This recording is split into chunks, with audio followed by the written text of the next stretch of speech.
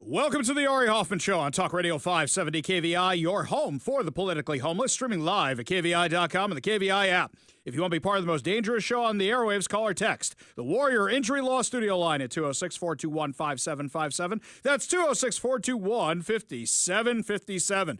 Coming up this hour, apparently in Portland, you can't say Christmas tree about a Christmas tree lighting ceremony. I kid you not. But before we get to any of that, time for your daily dose of adrenaline. You want me to stick this into my heart? Are you f***ing nuts? Where we last left you on the Ari Hoffman Show, there was a shooting in Washington, D.C. of two National Guard members. For those of you who weren't listening to the show on Wednesday, I actually recommend you go back and listen to the podcast, because through those 3 hours of the show, we were getting updates in real time. And every time it seemed like I had a question or Mike had a question about what was going on, every single time, 5 minutes later, that information came our way. Well, was he brought here through JBLM? Which local organization brought him here? Oh, he's from Washington? Oh, he's living in Washington now? Oh, you mean it's terrorism now? Every single time we brought up a theory, it was confirmed just a few minutes later. This was a situation that was avoidable. And by the way, two things can be true at once. This guy was brought here by the Biden administration. He was given asylum under the Trump administration. There's a lot of blame to go around here, and everybody who had anything to do with this needs to be held accountable. What do we know right now? We know that this terror suspect was radicalized into terror after coming into the U.S. Secretary Kristi Noem of the Department of Homeland Security said this in interviews over the weekend on ABC. We believe he was radicalized since he's been here in this country. We do believe it was through connections in his home community and state, and we're going to continue to talk to those who interacted with him, who were his family members, talk to them. So far, we've had some participation, but anyone who has information on this needs to know that we will be coming after you and we will bring you to justice. We absolutely will persecute you, because we do know that we will never allow this to continue to happen in our country. Allow individuals who came to our country that were unvetted by Joe Biden, allowed to run free and loose. We are going to bring them to justice and make sure that they're returned out of this country if they aren't here for the purposes of being an American. Wait a second. Now I have some more questions than I had beforehand just from that one audio clip.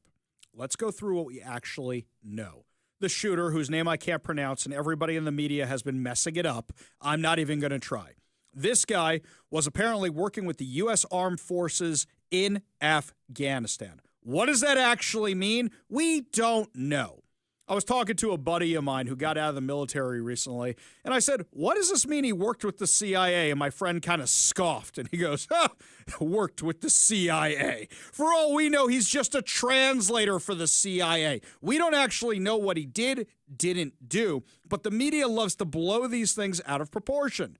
Could he have been a commando? Sure. Could he have just been a translator? Sure. Could he have been the garbage man for the CIA in Afghanistan? Sure. We don't know. We know that he and his family were brought here. We know that he and his family were settled in Bellingham, Washington. We know the name of the group, World Relief, which is a Soros organization that resettled them here in Bellingham, Washington. We know that he drove from here to D.C. to allegedly shoot two National Guard members. That's what we know. We also know that going back 2 years to 2023, people already had concerns about this guy, that he was getting more and more insular, more and more isolated. His kids were going to school unwashed, unfed. He was hiding out in his basement for long periods of time. He was taking the car out for long periods of time. People were trying to report this. He was on the radar, and somehow he still got asylum? That's what's not adding up here. Was he vetted when he came over? Sure. I'm sure all the Afghans were vetted when they were coming over here. Mike, over the weekend I went back to Rumble and I looked at some of our episodes from the Afghanistan withdrawal, which was some of the first times we were on air because we just got on air that February. So by August, we were doing that. I went back to watch the Afghanistan withdrawal episode. And in that, I said, how do we know who's coming over here? How do we know who these people are? And then in the follow-up to that, I noticed that, what we were discussing? The pictures of the planes, that's a lot of military-aged males coming over. Where's all their families? Where's all their kids? Who are these people coming to the country? Hundreds of thousands of Afghans, approximately 200,000 of them brought into this country without being vetted. Without being vetted. At the time, we knew there was a massive problem with this. I think the term that we used at that time was fighting age. Exactly right, Mike. Exactly right. Military-aged males, fighting-aged males coming over here, they're all ticking time bombs. And here's something else that bothers me. In the aftermath of October 7th, around that time, a Palestinian boy was killed in Illinois. For no reason whatsoever, a Palestinian boy was killed. Now, it was by some random white dude. Okay, fine. May not have had anything to do with what was going on in the Middle East at the time, but a Palestinian kid was killed. I went and double-checked this because I recalled from the top of my head, I wanted to see what happened. When I saw that, everybody was assuming it had something to do with the Jewish community or this community or that community because of what was going on in the Middle East. I went back and looked. Do you know all the prominent rabbis went to that kid's funeral? Do you know a whole bunch of people from the Christian community went to that kid's funeral and went to the house to visit with the family to say we stand against this, this doesn't represent us? Where are the leaders of the Afghan community? Where are the leaders of the Afghani community? Because I haven't heard one peep out of them. Not one. Where are the imams? Where are the sheikhs? Where's anybody to step up and say, this guy does not represent us? Instead, I get these canned statements from Democrats. In fact, Democrats and the media, but I repeat myself, like the Seattle Times. They're all doing the Norm Macdonald meme, the Norm Macdonald tweet. Where in the aftermath of 9/11, somebody's going to feel really bad for the Muslims because of all this. That's literally what I see happening. The Seattle Times, Washington's Afghan community afraid after National Guard shooting. That's not what that headline should read. You want to not be afraid? You should say, this does not represent us. We do not stand for this. That's what it should be. Not sad, afraid. It should be upset, angry, condemns. How come I don't see that anywhere? How come I don't see that anywhere at all? And what Secretary Noam said scares me to my core. You want to talk about Islamophobia? Let me give you a little Islamophobia. She said that guy was radicalized, not in Afghanistan, but here in Washington State. Mike, we've spent the better part of 2 years talking about the lunatics running around on our streets who are sympathetic to a terror organization. We have spent the better part of the last 6 months talking about organizations like the Council of American Islamic Relations, CARE, unindicted co-conspirators, where money was apparently flowing to a lot of these groups.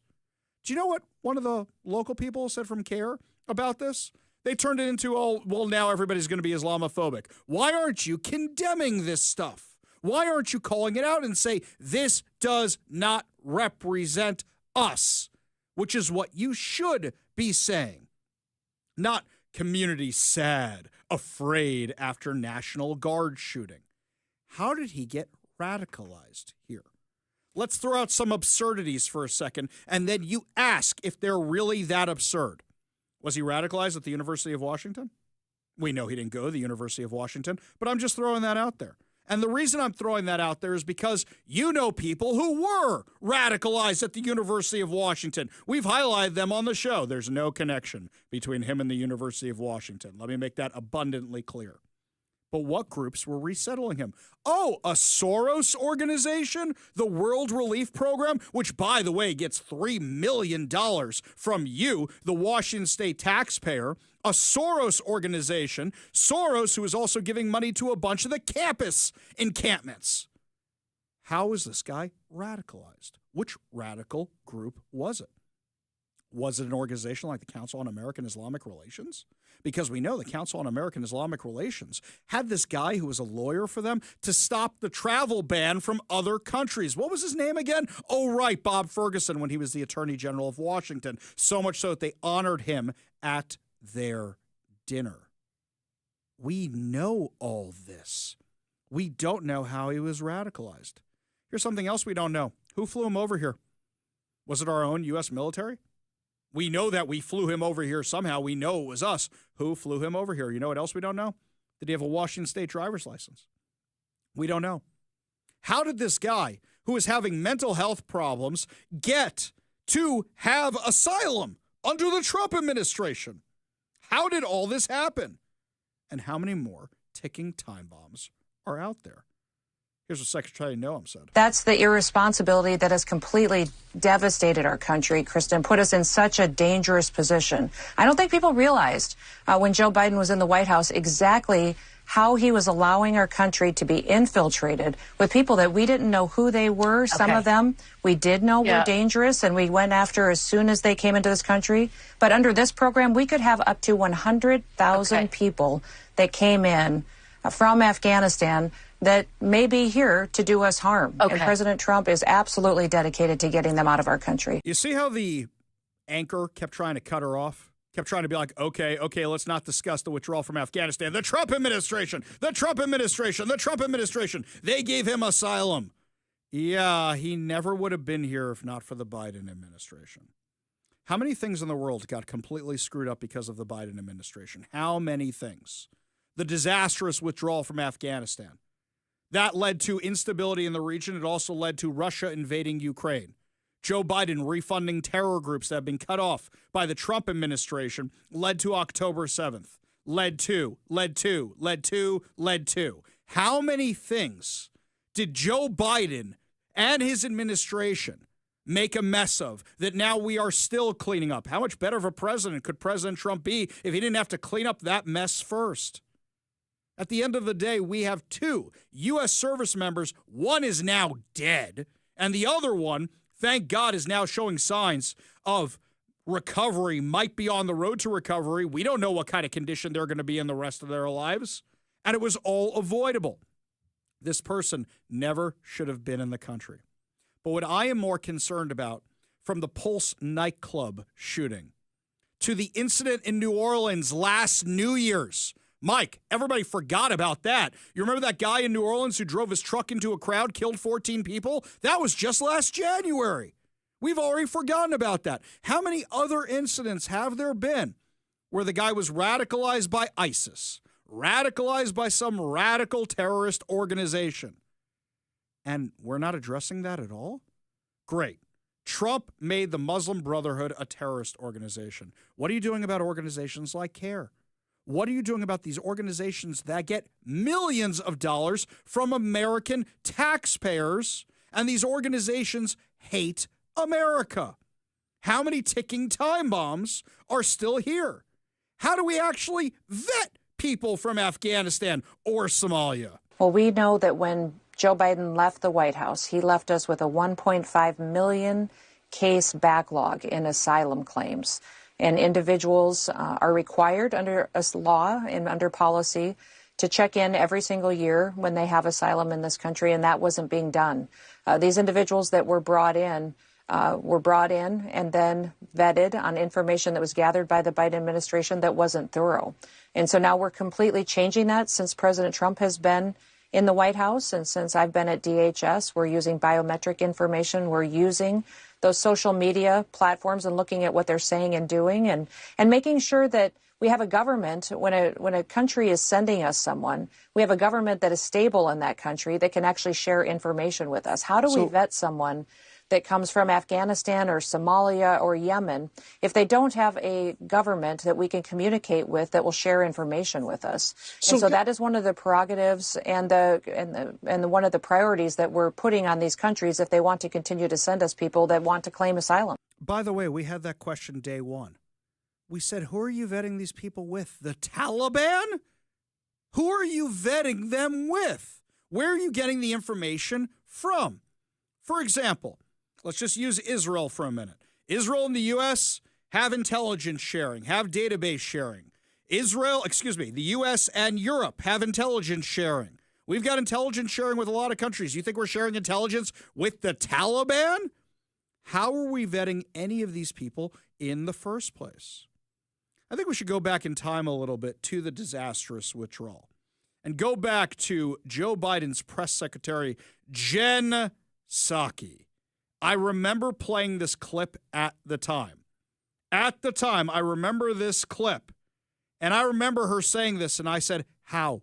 How are you vetting all these people? You've talked about this a little bit, others have as well, but there are, of course, concerns among lawmakers, experts who've tracked this, who say in previous arrivals of large numbers of refugees from different parts of the world, inevitably there may be a handful, small handful, who are eventually deemed a security risk of some kind. What reassurances can you make about the screening process and the attempts to make sure that somebody like that doesn't make his or her way here? I can absolutely assure you that no one is coming into the United States of America who has not been through a thorough screening and background check process. And there are many individuals, as you noted, who have not been through that process, and they have gone to lily pad countries as that process has been completed. It doesn't mean that that's because there's a flag. It means they have not completed their paperwork, and we were working to save tens of thousands of people, hence we evacuated them to these third countries. You wouldn't have had to do that if you hadn't listened to your radical base and not withdrawn from Afghanistan. This is your own self-created mess. So you say they're all vetted, huh? You say they all deserve to be here? They all have the right to be here?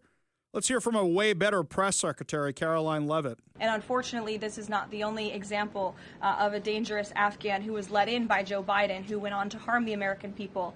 There was an Afghan national who was let into the country under the Biden administration through Operation Allies Welcome, who shot and wounded 2 Fairfax, Virginia police officers during a routine traffic stop. He was killed by return fire after declaring, quote, "I should have served with the explicitive Taliban." 2 Afghan nationals were given legal status by the Biden administration as well, who were arrested and prosecuted for plotting a terrorist attack in Oklahoma just before Election Day in 2024. We all remember that. They possessed hundreds of rounds of ammunition and had pledged their allegiance to ISIS.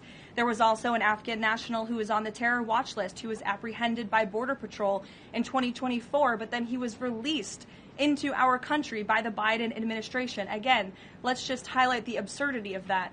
Border Patrol apprehended a terrorist, and then the Biden administration, because of their lax policies, still allowed him to come into the United States of America. I think everyone in this room, whether you want to admit it or not, does not want that individual living alongside you in your American neighborhood. And that individual was later arrested again after being allowed to live in the U.S. at large for over a year. Another one, a criminal illegal alien from Afghanistan, was arrested by ICE in 2025, convicted of second-degree assault, was previously allowed to stay in the country by the Biden administration. I have several more examples here. I'm happy to provide them to anyone in this room. It's not just that. They opened the borders to anybody who wanted to come here. You know how bad it is in New York? Dana, when we talk about sanctuary cities, part of what that means is that the law enforcement on the ground, the local and state, are banned from working with our ICE law enforcement to lodge detainers, to hand over these criminals to our law enforcement after they've served time. So then we're seeing a revolving door of justice. We're seeing that these criminal illegal aliens are exiting the jails and going back onto New York or Chicago or these other sanctuary streets to re-perpetuate their crimes. Today, in New York City's jails are 7,169 criminal illegal aliens. We're talking about hundreds of murderers, hundreds of sexual predators, drug traffickers, the worst of the worst. Dan Goldman and these other sanctuary city politicians, they should agree to hand over those individuals, honor those detainers, and then we won't have to flood the zone with our ICE law enforcement. We won't have to put those men and women on the ground because we will get these vicious criminals out of New York City's jails. Right. 7,169 criminal illegal aliens in New York City.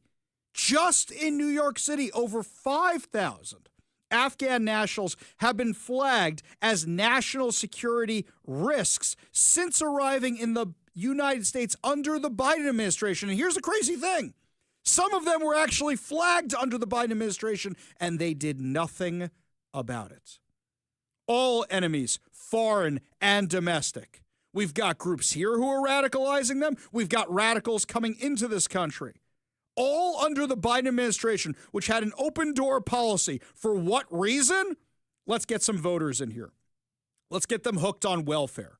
If we get them hooked on welfare, they'll vote for us for whatever. Well, they're not citizens. We got motor voter laws. We can make anybody vote. No problem whatsoever. It's really that simple. It's really that simple. That's what the Biden administration did. Make no mistake about it. The Trump administration bears some responsibility for this, for giving the guy asylum. But also, the Trump administration was handed the absolute best line to say. We were going off the information provided to us by the Biden administration. And now we realize we have another problem to fix. We have another problem. That's the best answer they should be giving. They shouldn't be covering that up at all. They should say, you're right. We trusted them. When they said they vetted everybody, we trusted them. And the information was wrong. And now we have to re-vet everybody. That's the answer they should be giving, not downplaying that they gave this guy asylum. They have to say, now we have to go through everybody's claims, which is now what they're doing, because Joe Biden was such a disaster as a president. We go to the Warrior Injury Law studio line. I expected this call from our friend Transit Joe. I'm sure he's going to try and defend Joe Biden. Right, Joe? Absolutely. But I want to defend somebody a lot even better than Joe Biden, even more cool than the entire Biden family. These guys are so cool. They flew into Afghanistan with little to no landing aids and pulled out evacuees who helped out. Time out, Joe. They shouldn't have had to do that. They shouldn't have had to do that. There hadn't been an American casualty in Afghanistan in 18 months. And then you had Abbey Gate, thanks to Joe Biden's disastrous withdrawal. And now you had what happened in Washington, D.C., thanks to Joe Biden's disastrous withdrawal. And we don't know how many more ticking time bombs are out there. Joe, let me ask you this. Do you agree that those military service members' lives should have been put at risk because Joe Biden wanted to keep a campaign promise to his radical base? Excuse me, he was honoring an agreement that No. He didn't honor any agreement Donald Trump did. Now they say we're going to honor this one. Donald Trump walked away from that agreement. This is what the left always defaults to. Oh, there was an agreement. Joe Biden undid everything Donald Trump did. You don't get to pick and choose, oh, he honored this one. That is just factually inaccurate. Appreciate the call, Joe. Appreciate you being part of the show. You want to be part of the show, you give us a call or text at 206-421-5757. That's 206-421-5757. Well, when Washington's making national news for a bad reason, it's making international news for another bad reason. Why did Seattle's homeless crisis rate international headlines this weekend? I'll tell you all about it when we come back. You're listening to the Ari Hoffman Show on Talk Radio 570 KVI.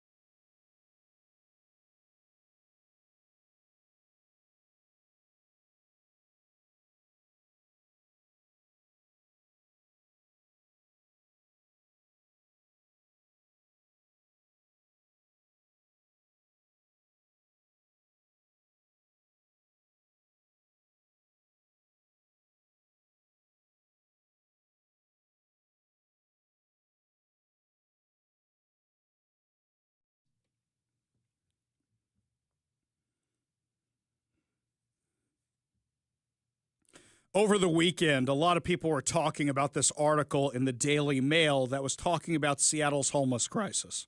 You know what's funny? If anybody actually read the article and didn't just look at the headline, it's all stories we had been discussing and posting and sharing the entire week.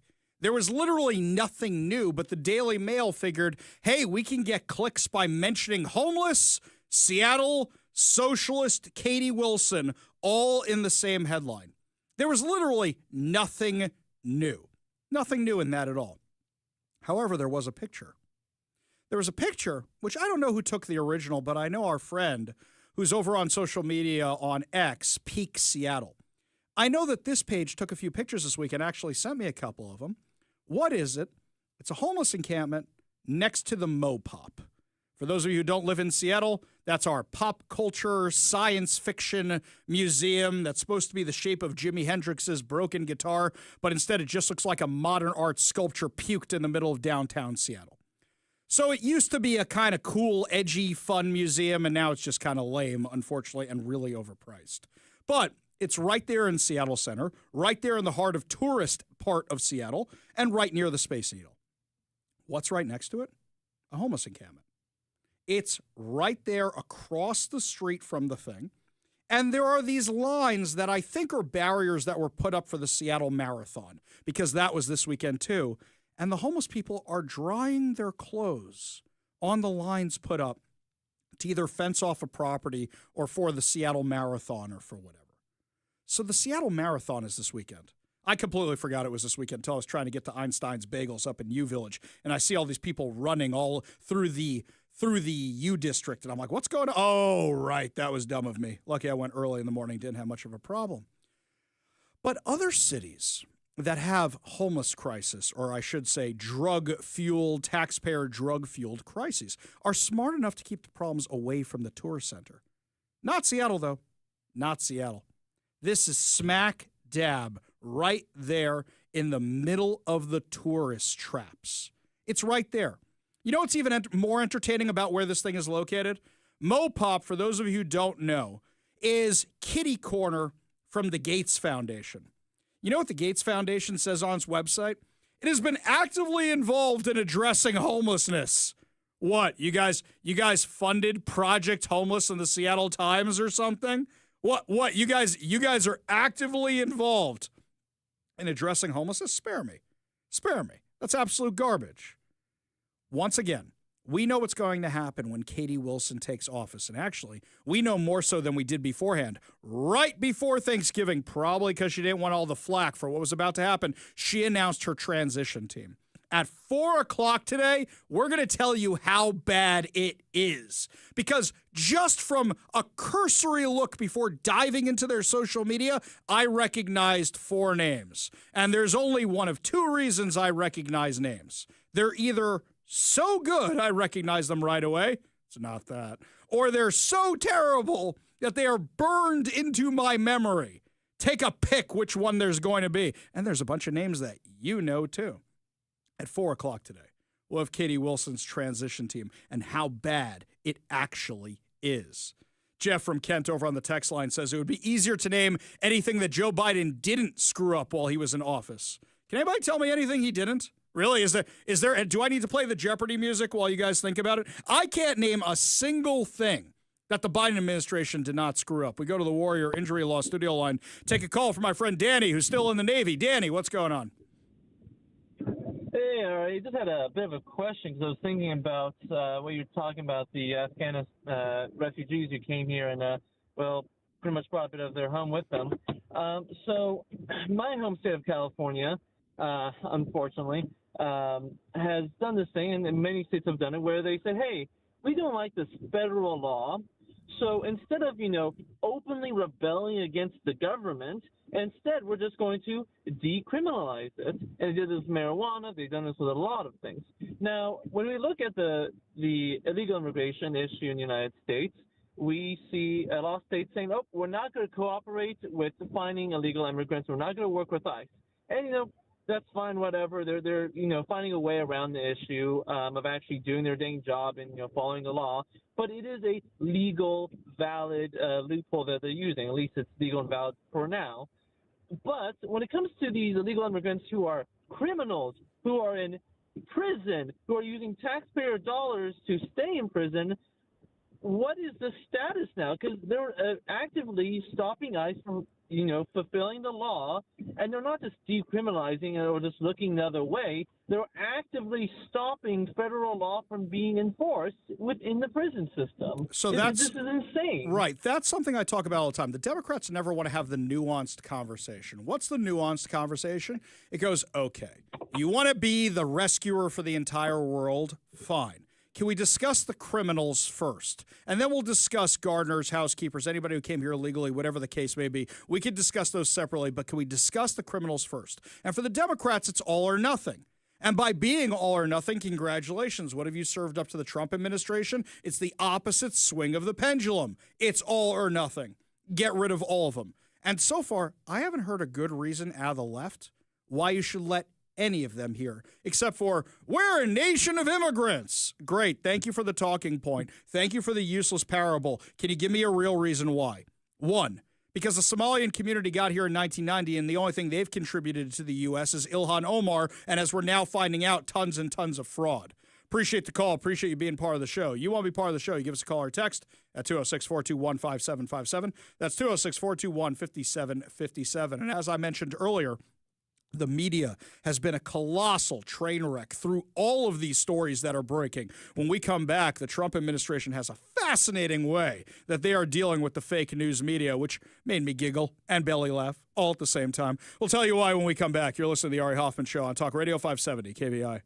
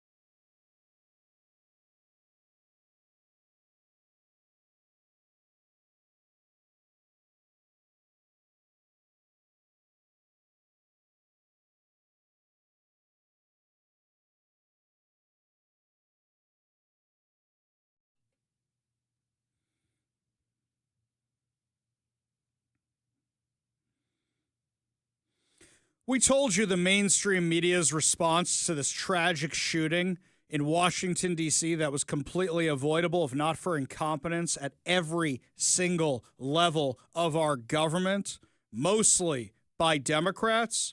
It's about the same as what the response was from the actual Democrats. Here's Representative Debbie Wasserman Schultz blaming President Trump for the National Guard members getting shot. I guess it's their fault because they dress that way, right? I mean, the fact that the president's come out and says he's going to review every green card holder from 19 countries of concern, that he has stopped certain immigrants from countries already that again makes sweeping generalizations about countries that shouldn't have every individual assumed to be dangerous to admit to the United States. We need to make sure that we have tight and appropriate and proper vetting. If there were gaps that admitted this person, they would have failed over multiple levels of gaps, and this individual was trusted enough to participate in assisting our military during the war in Afghanistan. So I just think, the president looks everywhere except inward to blame his own policies. We need to make sure that we don't have our military deployed in our cities where handling law enforcement responsibilities, and we need to make sure that we address gun violence. We certainly need to make sure we always have the proper and appropriate and tight vetting processes, and those should be reviewed. Okay, can we stop right there? I went back and did a little search for Debbie Wasserman Schultz talking about vetting when all the Afghans were being brought here. She didn't mention it. Didn't mention it at all, except for the Biden administration's line of, yes, everybody's been vetted. You said everybody's been vetted. Well, now not everybody's been vetted. Also, did you hear how her body language, her speaking oratory skills changed throughout that? She was trying to get to her talking points and how to navigate things she knew weren't true, which is why she was stumbling all over her words and then was able to say things clearly. Because for her, she knew she was lying at the beginning of it. She's trying to get to the Democrat talking points, and yes, they do email out talking points. She was trying to get to the Democrat talking points of somehow this is Donald Trump's fault. And it's clear that those talking points have wound up with the press. That's exactly what it is. It's kind of entertaining to me that the White House last week announced a new website, which is a hall of shame calling out media bias, which is cracking me up. Do I think this is a good use of taxpayer dollars? No, but at least it's entertaining. Here's the press secretary talking about it. The White House today launched a new fake news portal, which I found interesting. What is your objective with that, ultimately? And are you going to name the news networks? And are you also going to name some of the correspondents, some which may be here today? Yes, we are. I'm glad you noticed, much to the dismay of some of your colleagues in the room, John. And I think it goes to our original promise on day one to hold the media accountable, because unfortunately, and we deal with this all day, every day around here, there are so many fake stories that are unfortunately written that have inaccurate characterizations of meetings that took place, and it's all based on anonymous sourcing. And, the standard for journalism, unfortunately, has dropped to such a historic low in this country. And again, we deal with it every day, where you can have an anonymous source who has no idea what they're talking about, zero credibility, call up a reporter in Washington and say, hey, I heard this, and then the next thing you know, it's on the front page of the New York Times. It's really incomprehensible. We appreciate the journalists, some of those who are in this room who do reach out for comment, who try to get things right, and there are some that remain. But overwhelmingly, the fake news that we see pumped out of this building on a day-to-day basis, it's honestly overwhelming to keep up with it all, and to constantly have to defend against these fake news and these attacks. Is she going to name names? Is she going to name names? Well, she mentioned the New York Times. Is she going to keep doing that? I will point out one fake news story over the weekend before I let you all go, from the New York Times that took about 1/3 of the president's daily calendar and his daily schedule and said that he's doing less than he did in his first term, or he might not be fit for the job. That is unequivocally false, and it's deeply unfortunate that this story was written by the same outlet and the same reporter who wrote this. Biden is doing 100% fine after tripping while boarding Air Force One. Oh, same outlet, same reporter who wrote that President Trump is not fit for the job. Are you kidding me? You all see him almost every single day. He is the most accessible president in history. He is taking meetings around the clock. Another one. Biden declared, quote, healthy and vigorous after his first presidential physical. I don't see headlines like that too often about this president. Again, same reporter, same outlet who wrote falsely over the weekend that President Trump is not fit for the job. I can assure you he absolutely is. You all see that with your own eyes on a daily basis, and the president's physician has now given you all 3 detailed reports on the state of the president's health. By the way, that's Katie Rogers from the New York Times she was mentioning, calling out directly. I wonder if she was sitting in the room that day while she was doing it. My guess is probably yes. Yeah, it's insane to me that a reporter could say Joe Biden is vigorous and then say Donald Trump is not up to the task. Give me a break. This is why we call it the fake news lamestream media. When we come back, my friends, apparently can't say the word Christmas tree. At a Christmas tree lighting in Portland. We'll tell you how insane they've gotten down there, our neighbors to the south. You're listening to the Ari Hoffman Show on Talk Radio 570 KVI.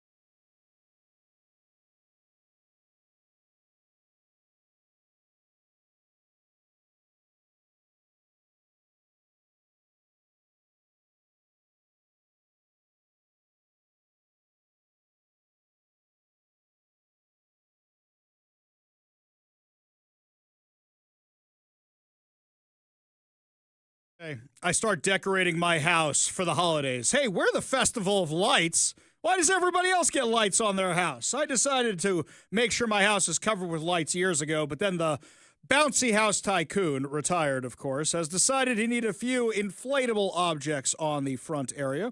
So I've got a massive inflatable dreidel, a massive inflatable menorah, and the giant apple coming out of the hat that they have over at Shea Stadium / Citi Field. I've got that with the big Met symbol on it, because why not? Mike, I was so bummed out. Home Depot this year was selling a life-size R2-D2 that is wrapped in Christmas lights, but if you flip a switch, they go from red and green to blue and white. And I'm like, how can I not have that? And he has motion sensors, so he reacts, and I really want to freak out the Amazon guy, so I thought it'd be funny putting him next to my door. Sold out in like 2 seconds. Sold out. Now, mind you, I did get one holiday thing. Yes, Mike had already guessed. Did you get the Lego set? I got the Lego set. The second that thing went live, I went in there, I got it, and then the website stopped letting you in. I got one. I was going to ask you about that because I noticed that you hadn't posted about it. I'm like, oh no, maybe he didn't get one. I did. Actually took 2 devices to actually get it, but yes, I did get it, and I got the bonus shuttlecraft that comes with it. So yes, I had a productive weekend. But I was cracking up when I saw the story. So apparently Portland had their annual Christmas tree lighting downtown. But they refused to call it a Christmas tree lighting. It's just the tree. You know what, Mike? That's it. We're not going to call it a menorah anymore. It's just going to be the holiday candelabra. That's what it's going to be from now on. Instead of dreidel, it's just going to be the top. Come spin the top with Mr. Spock. That still works. Okay, so we'll do that. Just spin the top. What kind of stupidity is this? Who's offended by this? Oh, wait, you mean people who hate Christianity? You mean people who hate America?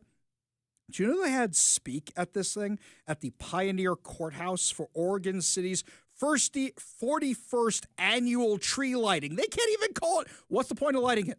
What's the point of putting lights all over it? You've got a dead tree in the ground. So you Portland hippies killed a tree for what? How come nobody's protesting the tree? That's what you should be mad about. If you want to be mad about anything, get a nice fake tree or something instead. But what's the point of it? What are we doing here? The festivication, according to the New York Post, was kicked off with a woman from the Confederated Tribes of Warm Springs. Well, she ain't going to be happy that the Christians came to this country. Thanking everyone in the crowd for coming out on Native American Heritage Day. Whoa, what is this nonsense? By the way, I never knew this existed before. Apparently the day after Thanksgiving is Native American Heritage Day. Then what's the point of First Nation Day or whatever they changed Columbus Day to? What? There's too many days on the calendar. She introduced 2 young members of the tribe who referred to the celebration only as the tree lighting before handing the microphone to another featured speaker draped in a Palestinian flag. The woman used her stage time to lead the crowd in Free, Free Palestine. What happened to Santa? What happened to reindeer? What happened to elves? What happened to the snow princess falling off the top floor from that Batman movie? There are so many things you could be doing at this tree lighting. This is what you're doing? To be fair, they might just be confused because you look at the flag of Narnia, I mean, Palestine, it's a lot of the same colors. Oh, it's the same colors. They thought they got a Christmas flag. Oh, but turns that's out what it's a is. Narnia flag instead. Oh, Mike, I'm totally using that and stealing that and using it in a meme. That is great. That is excellent. By the way, if you're going to talk about native rights to a land, I think you backed the wrong horse.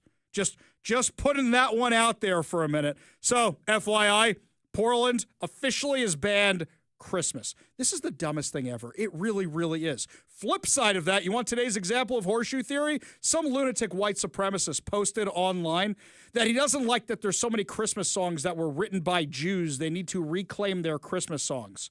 Man, this guy's going to be really mad when he finds out what religion Jesus and the apostles were. He's going to be really ticked off about that. My own beef is that I don't care how many Christmas songs the Jewish artists wrote. You couldn't give me one Hanukkah song? The best Hanukkah song we have is by Adam Sandler. That's the only good, dreidel, not a good song. Maybe Peter, Paul, and Mary, light one candle for the Maccabee children. Well, our Hanukkah songs suck.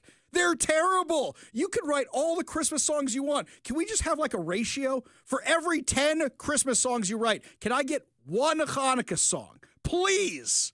Our repertoire is rather thin. I'm not asking for us to only do that. No. Spread the wealth. But come on, give me something. Otherwise, all I got is Adam Sandler's version 1, version 2, version 3. I'm done with your versions already, dude. It was cute in 1997, and I'm kind of done now. It has a high hibbity to dibbity ratio at this point. It really, really does. Lots more to discuss as the show continues when we come back. Katie Wilson's transition team is something. Yes, it is that bad. We'll tell you all about it when we come back. You're listening to the Ari Hoffman Show on Talk Radio 570 KVI.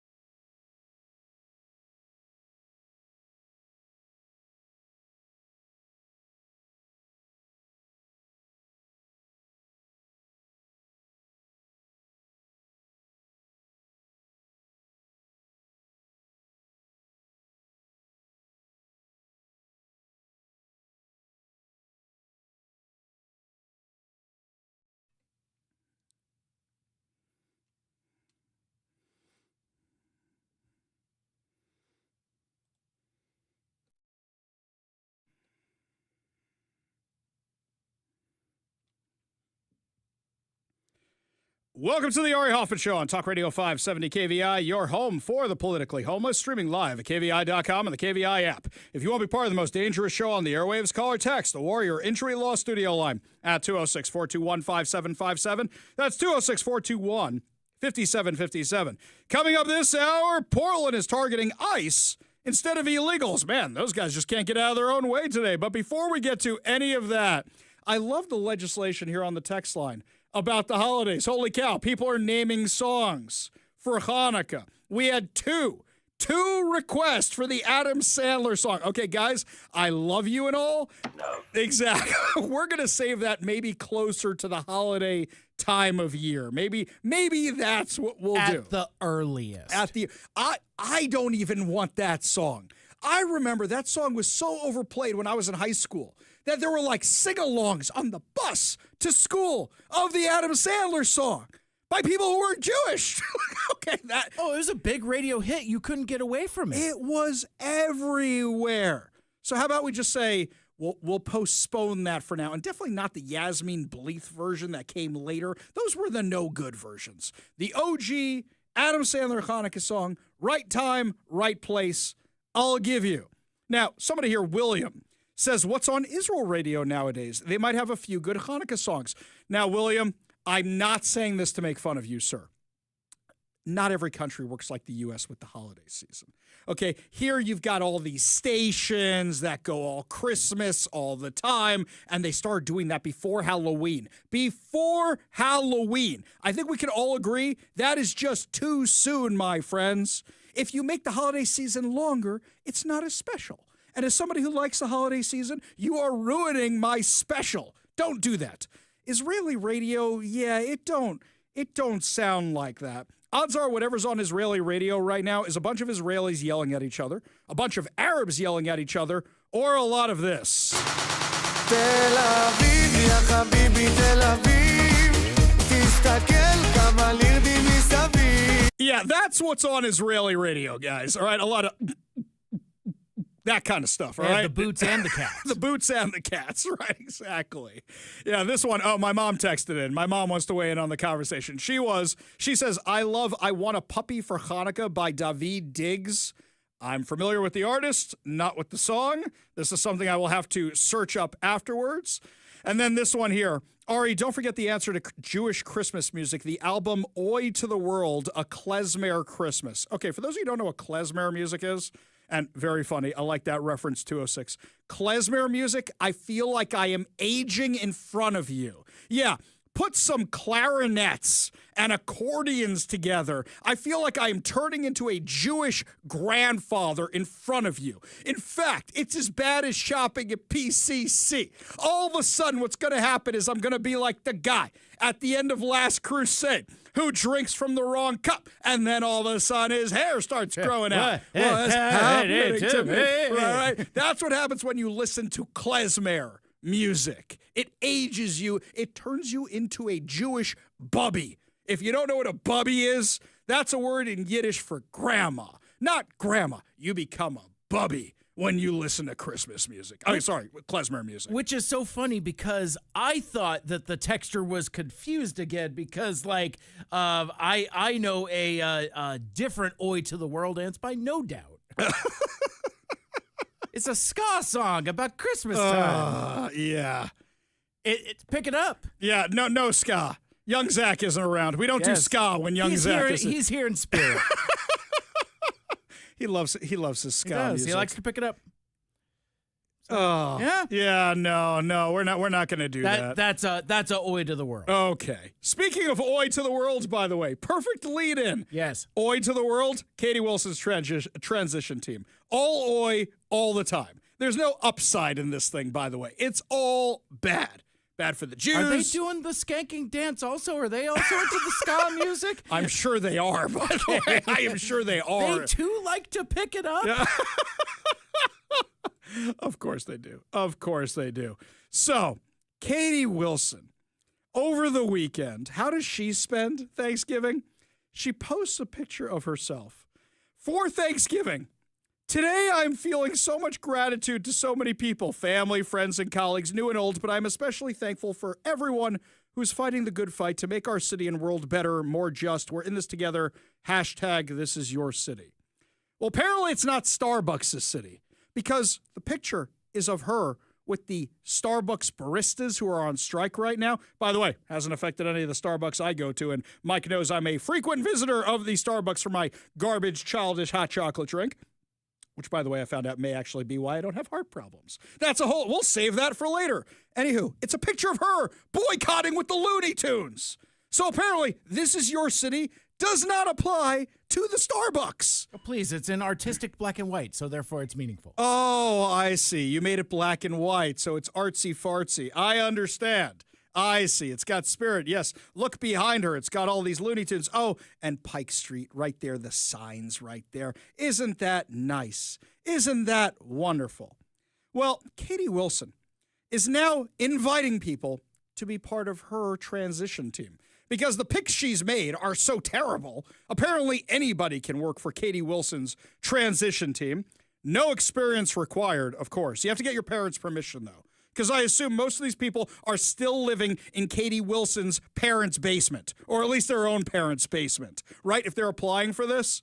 Mike had tweet of the day. When I saw this today, I literally guffawed and chuckled when I saw it today. Mike, you like that one? I All did right, like that one a lot. This is a dramatic reading, and if you want to follow me on X, I'm at Mike on KVI. I share show podcasts and occasionally some shenanigans. And recently I've been inspired. I've been hanging around with Ari Hoffman too much. I'm like, you know what? I could shovel slop too. I'm gonna start posting actual garbage, and see what happens. So anyway, I see this Katie Wilson thing. I'm like, all right, here we go. My time is now. So I do the clickety clacks, and I come up with, oh joy, another progressive parade of blue-haired baristas and trust fund activists ready to quote unquote build Seattle into a utopia of open-air drug markets and $15 kale smoothies. My resume is attached. It's one page, and it reads, actually balanced a checkbook. But hey, if you're hiring chief tent erector and director of virtue signaling, hook a conservative up. Hashtag this is your city, my ass. Hashtag Seattle sinking. Again, you can send your angry responses to at Mike on KVI on X, and you can send me email, mike@kvi.com. You know what's funny about this, Mike? And I'm not sure if you noticed this at the time. She puts up this post on X. Okay. Number one, I don't think a lot of her people are over on X these days, would just be my guess. But number two, Mike, it's got a deadline, end of day Monday, December 1st. You see a website anywhere? You see a link? How about no? You see a link anywhere? Tell me you've never run anything without telling me you never run anything. It's not in the comments. How do you apply? How are you supposed to apply? I think this is an empty offer, but I'll do one better for you. I have a different idea. Okay? Let's mess with the Wilson transition team a little bit. I think that people should write in Big Mike from the Ari Hoffman show. Fill them out for Mike@kvi.com. Give them our phone number, 206-421-5757. I think you guys should apply Big Mike at KVI, if you can find a link anywhere, for Katie Wilson. Mike can balance a checkbook. Mike can build things. Mike would be great at whatever they don't want anything productive over there. You could be a director of virtue signaling. Yes. What? You're all about the those are transformers. Exactly. Sorry, messing that up. Which one we're going with here? Yeah, crazy. I think you should do that. If somebody finds a link, send it to me, because I don't see it here anywhere.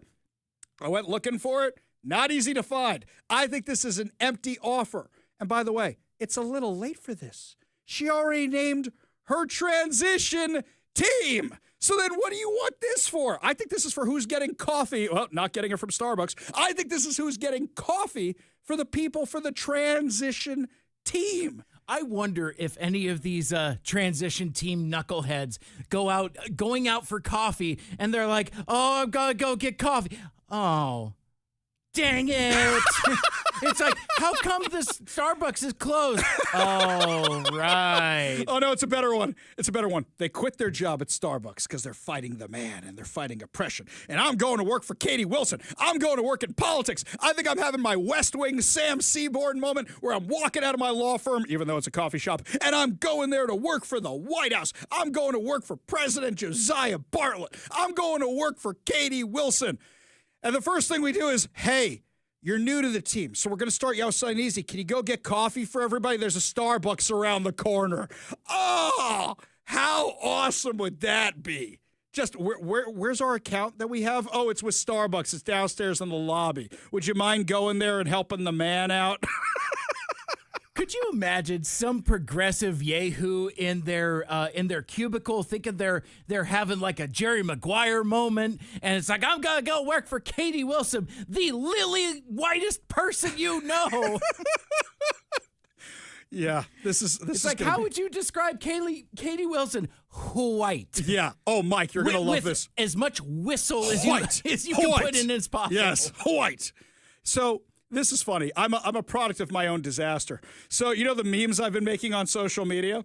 Somebody reached out to me.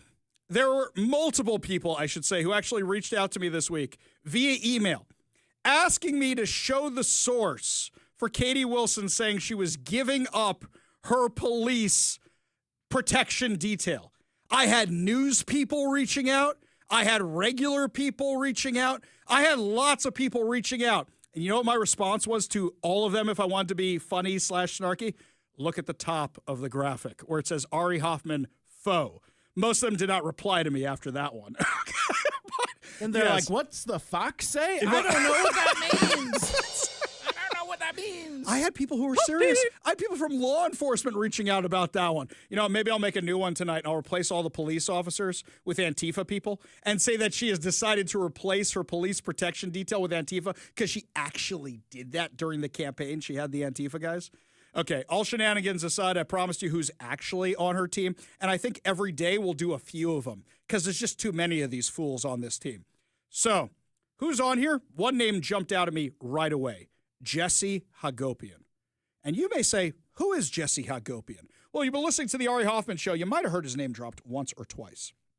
Let me tell you who he is.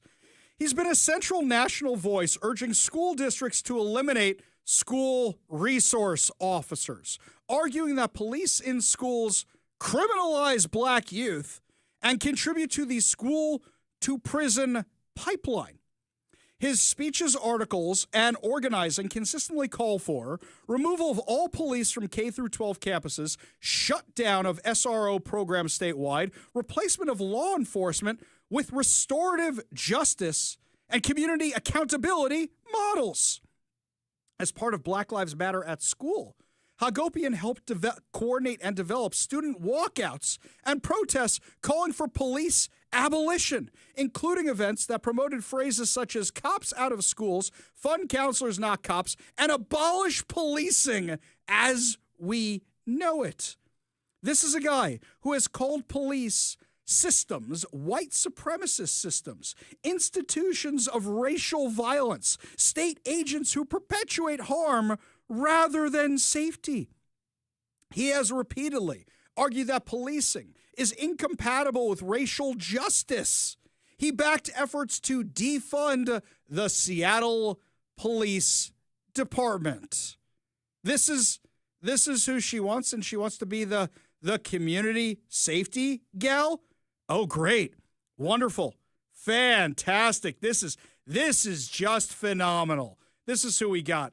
Well, you know what? He's just anti-police, right, Mike? Just anti-police? Oh, no, hey, hang on. He doesn't like the people with the funny hats either. Doesn't like them Jews too much either. He's the co-editor of Rethinking Schools. And this is a guy who has actually led the anti-Israel walkouts of schools. Does he just feel like not doing his job of being in the school, so he just wants to walk out all the time? All right, let's go free Nelson Mandela today. Oh, we freed him already. Well, what else we got on the docket?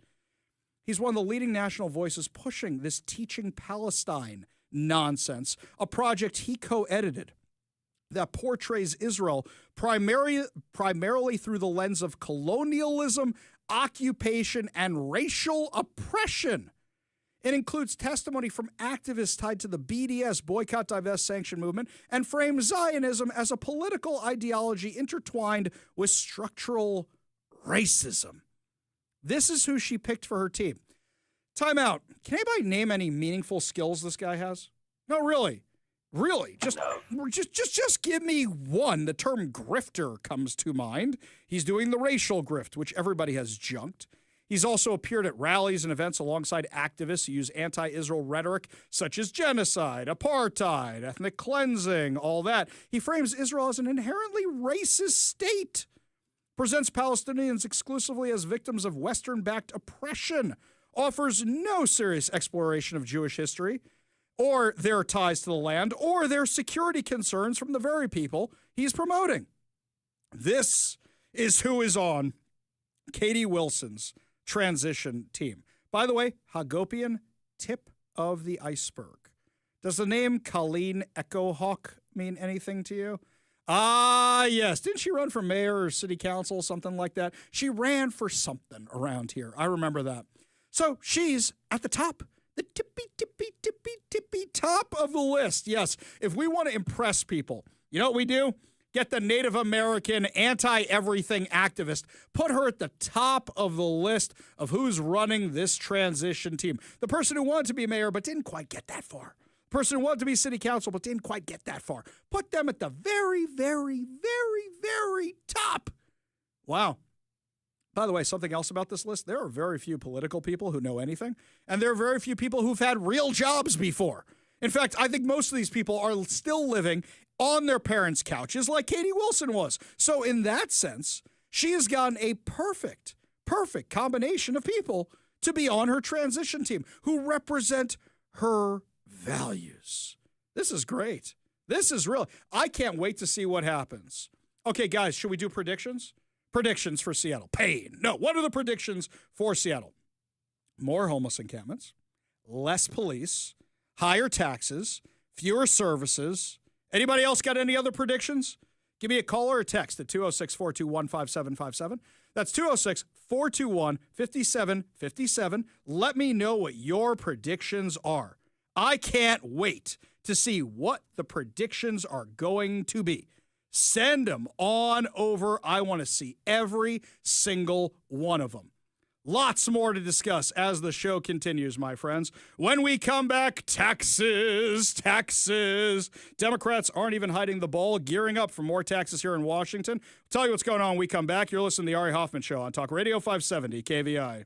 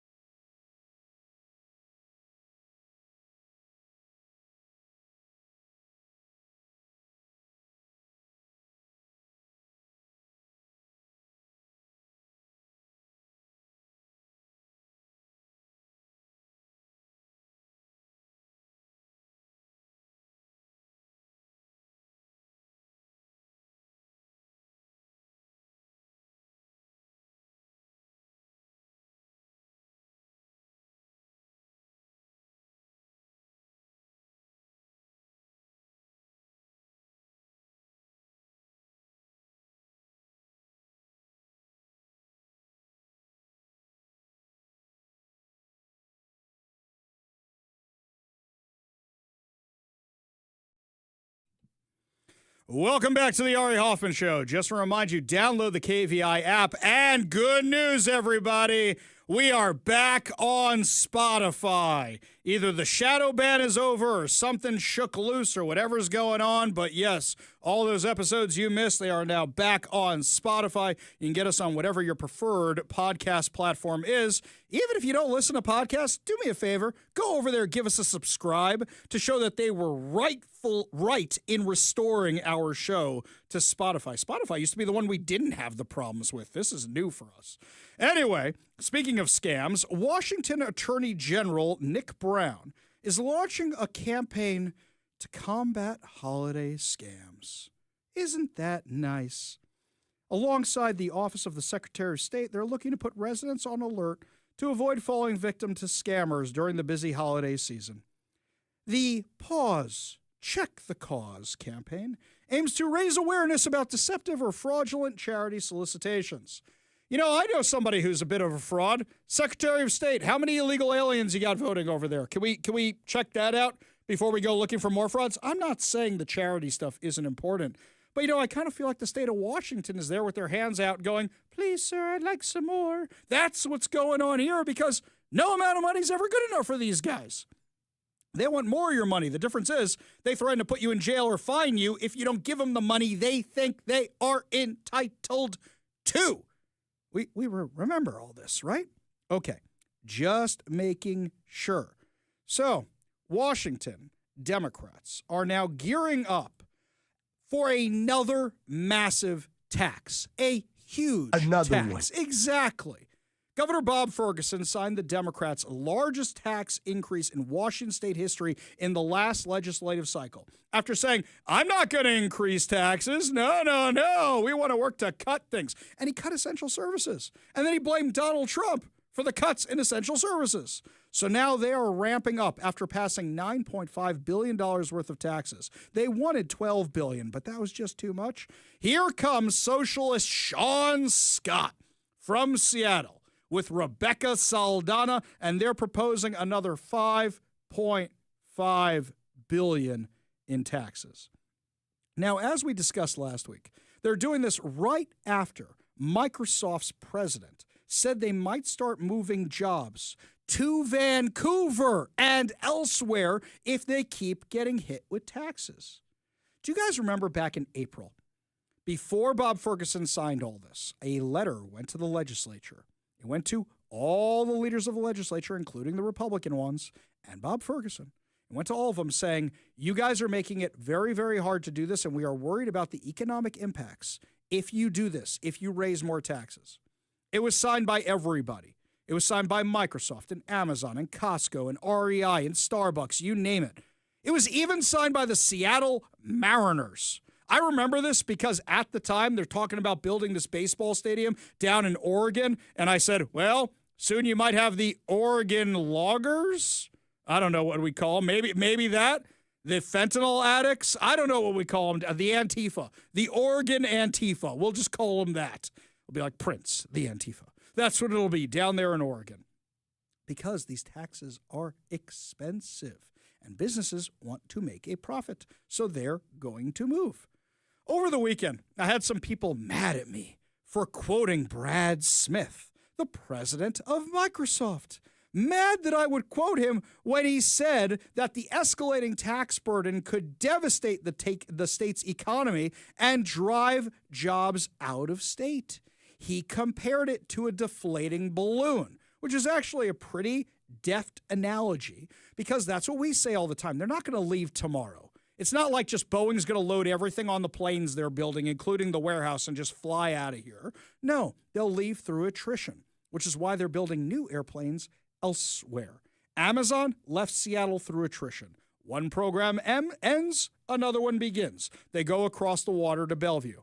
That's what we're talking about here. And he compared it like air leaking out of a balloon or a tire or anything else until eventually your balloon, your tire is flat.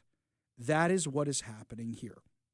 So Rebecca Saldana, who never met a tax she didn't like, never met a progressive she didn't like, including bus bombing lady. That's right. Rebecca Saldana headlined an event for Uba Gardir, the what?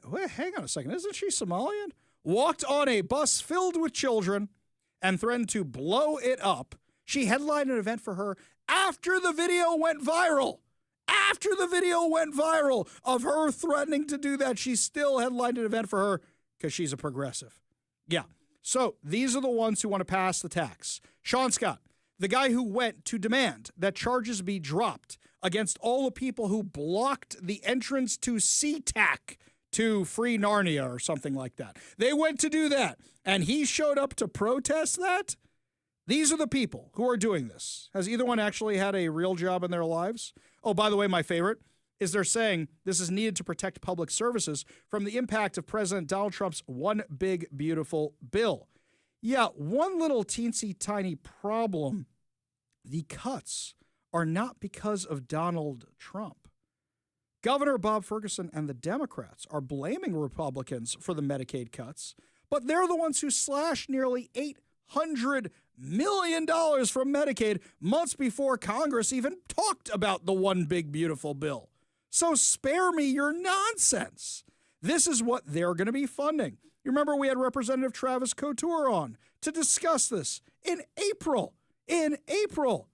They freed up money for pay raises for themselves, then tried to disguise it as a move as a response for federal actions. According to the nonpartisan Office of Program Research, the 2025 budget signed by Ferguson cuts $382 million in Medicaid funding, $446 million in federal dollars, $336.5 million in state matching funds. And nearly 95% of those reductions hit general medical care, disability services, seniors, long-term care. Democrats also targeted hospitals with both program cuts and new taxes, costing them $120 million in 2026 and rising to $239 million per year by 2027, despite Washington hospitals already losing more than $4 billion since 2021. House Republicans tried to stop them from doing that and came out with their own budget. That was balanced. That didn't cut essential services. That didn't raise taxes. And the Democrats rejected it. Rejected it. So what are we doing now? We're just going to do the head tax? Is that what we're going to do? How many other taxes? You're talking about a 5% tax on jobs? They will leave. And you look around and you go, where did everybody go? Why wasn't I invited to go with them? And then, whatever coffee shop you're going to instead of Starbucks, because Starbucks is evil, when that closes, are you going to realize what you did? Here's something else that I find entertaining. Wasn't all the tech workers who voted for these guys? The tech workers that came up here from California, now you're moving out of town, they can afford to move. We're stuck here dealing with the fallout of what they did. This is insane. Because what happens is when you get rid of these high-paying jobs, who's buying the high-priced cup of coffee? Who's buying from Whole Foods and PCC? So when those stores start closing in Lake Union, why do you think that is? Has anybody here ever studied economics at all before? You try to make it like one has an advantage over the other. No. Big business does not have an advantage over small business. Small business relies on big business. It's symbiotic. Don't you guys talk about Star Trek all the time? Have you never seen any episodes of The Next Generation? There's always a symbiote or something. Have you not seen Deep Space Nine? Literally, there's a whole species called the Trill. Have you never watched any of them? Nobody? Seriously, they don't know anything about economics, and they are destroying our economy. And when all the jobs have left, and when Microsoft and Boeing and Amazon and everybody else is gone, who do you think they're going to start taxing then? That's right, you. Lots more to discuss as the show continues. Portland, man, they just can't stay out of the news. They are now targeting ICE instead of illegals. Bold move, Cotton. Let's see if it pays off for them. We'll give you all details when we come back. You're listening to the Ari Hoffman Show on Talk Radio 570 KVI.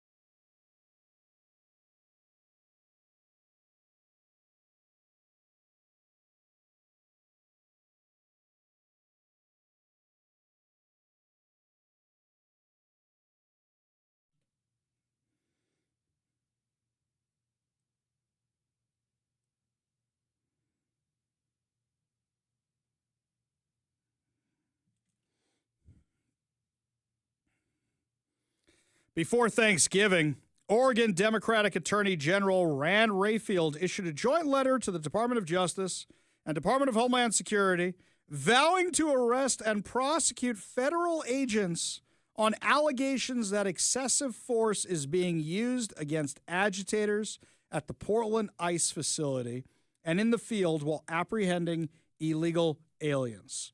So rather than going after the rapists and the murderers and the child molesters and you name it, you're going after the ICE agents? The letter, signed by Multnomah County District Attorney Nathan Vasquez, Clackamas County District Attorney John Wentworth, Washington County District Attorney, demands the federal government immediately halt unlawful and reckless actions of federal officers operating in Oregon. Well, since they're not unlawful, can we keep doing them? Okay, no more unlawful operations. We'll only do the legal stuff. No problem whatsoever. The district attorney said they are actively monitoring federal conduct and will investigate any case where a federal officer appears to be acting outside reasonable scope of their duties. Hey, guys, I got an idea. Why don't you just get rid of all the lunatic activists who keep bombing the facility with smoke bombs and everything else? Why don't you guys actually try enforcing the law on your end? Oh, wait, I forgot. You turned the entire city over to Antifa. There's no elected officials in Oregon. It's all, who's the most radical lunatic we can find? Here, you take the job. You take the job. The ICE facility in Portland has been a constant site of protest since June. Since June. Now it kind of seems like it's just a influencer and inflatable frog free-for-all. That's kind of what it seems like now. But since June, this nonsense has been going on. Mike, has it started raining there yet? I assume when it's raining here, it's probably getting close to raining down there, right? It's getting cold. I put on a jacket for the first time in ages this weekend. So I assume the lunatics are finally called. It's December, guys.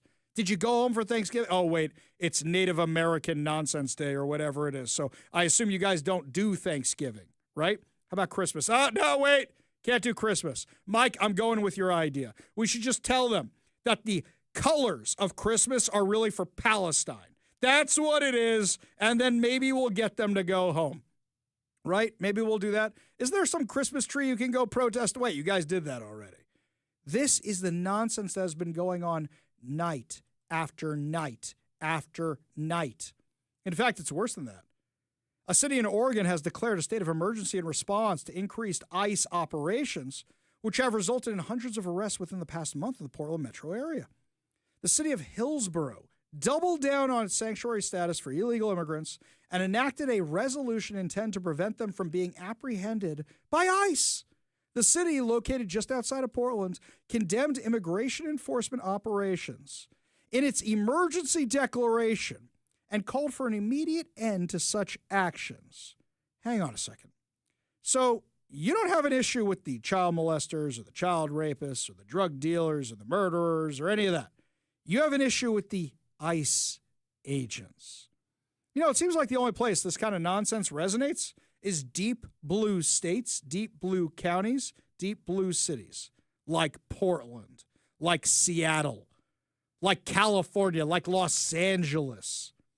The unnecessary and likely unlawful tactics being used by many federal immigration enforcement authorities have generated widespread fear in the community. Good.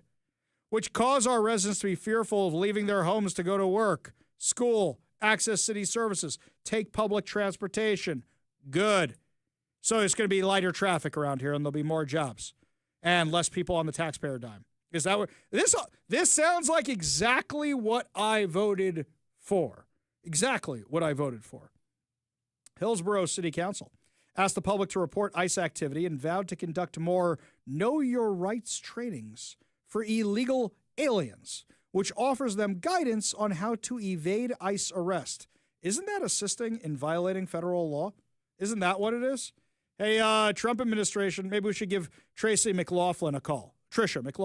Maybe we should give her a call and say, hey, Trisha, can you go check out this town, Hillsborough, and see what they're doing down there? Because it sounds like they're willfully and willingly and every other kind of way violating federal law, not circumventing, intentionally violating it.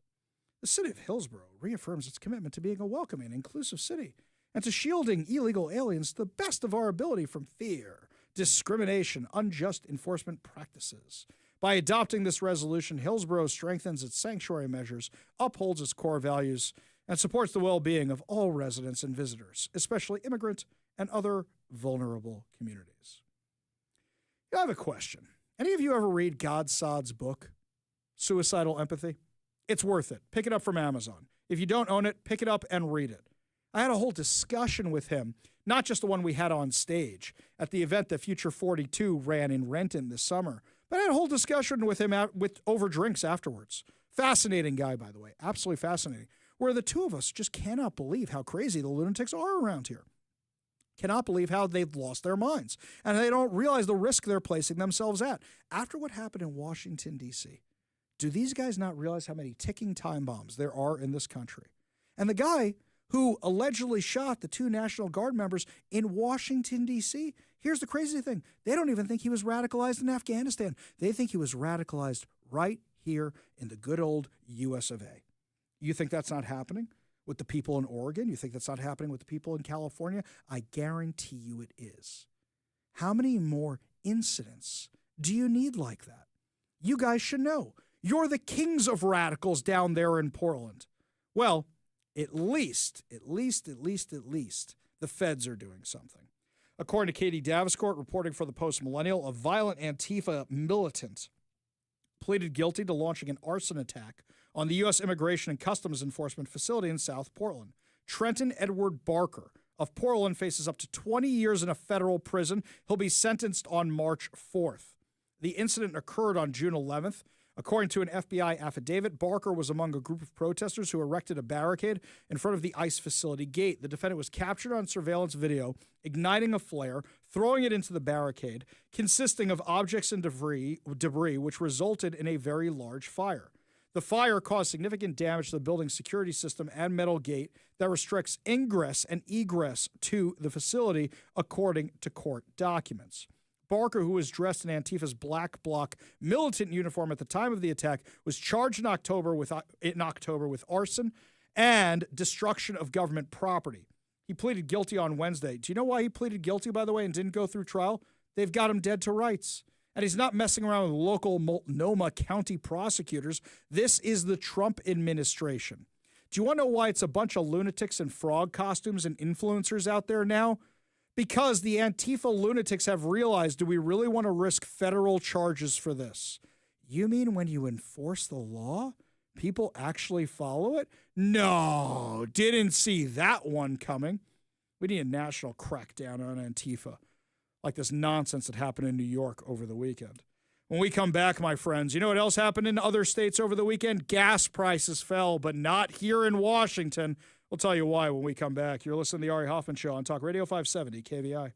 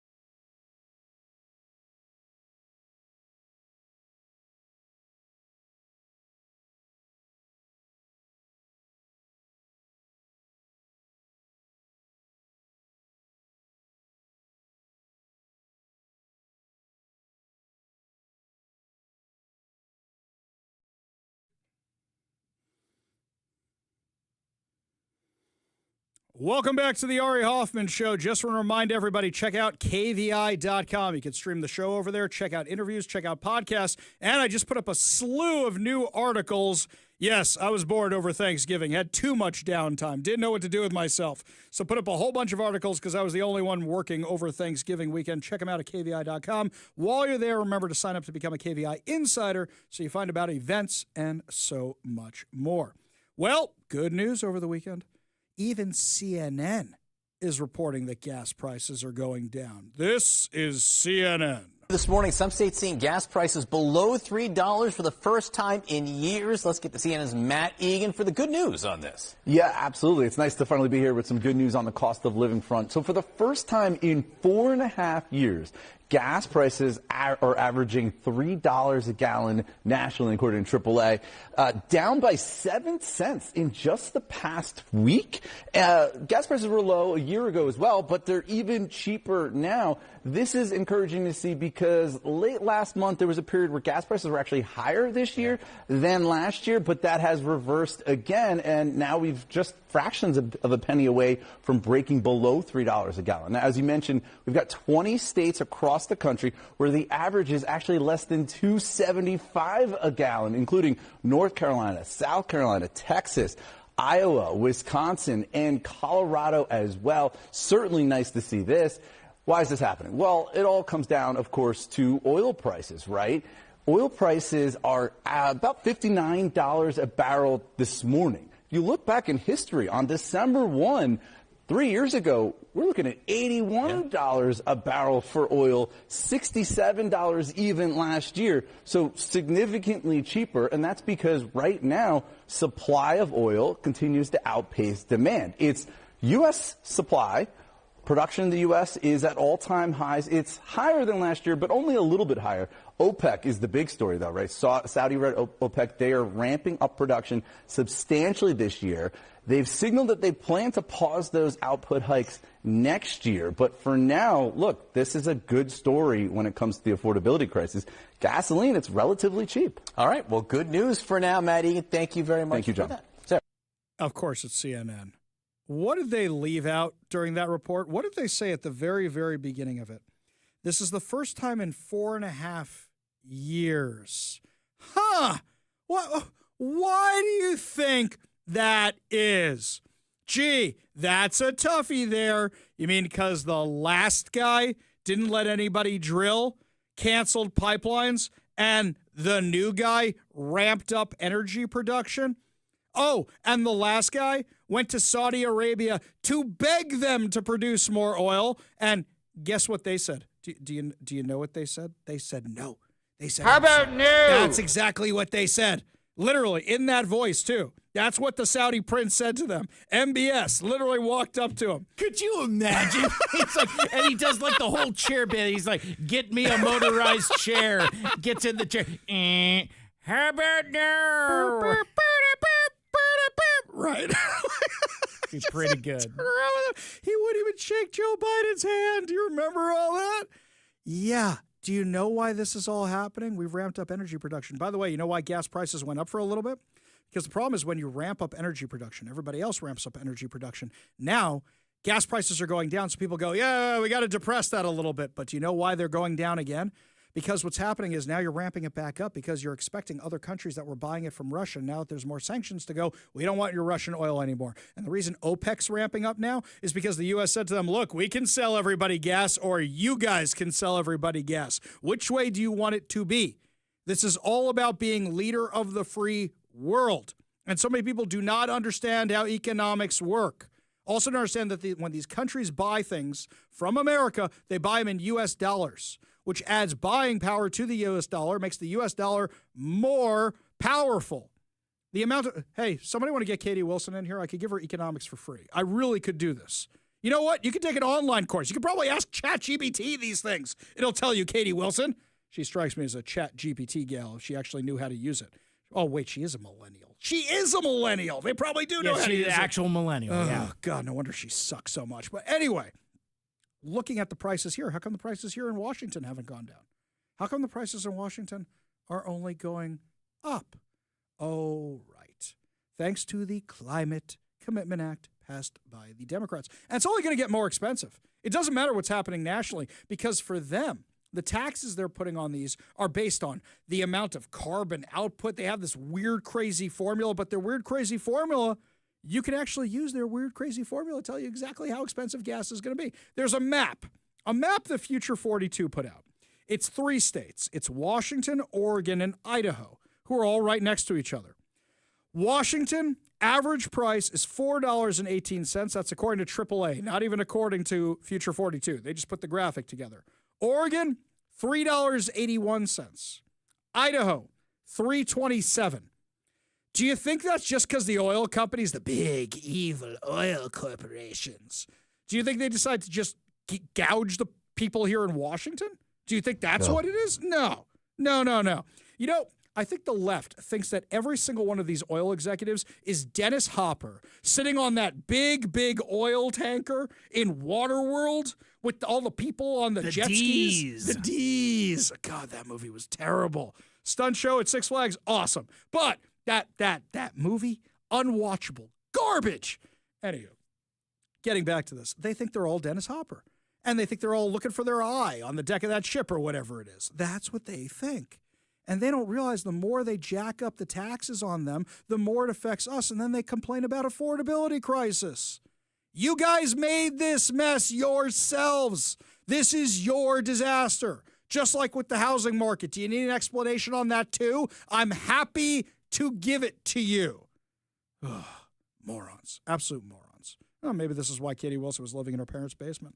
Lots more to discuss as the show continues, my friends. When we come back, the fraud exposed in the Somalian community, the effects of the terrorist attack on the Afghan community, so much insanity in the U.S. Is Donald Trump going to fix all of it? We'll tell you when we come back. You're listening to the Ari Hoffman Show on Talk Radio 570 KVI.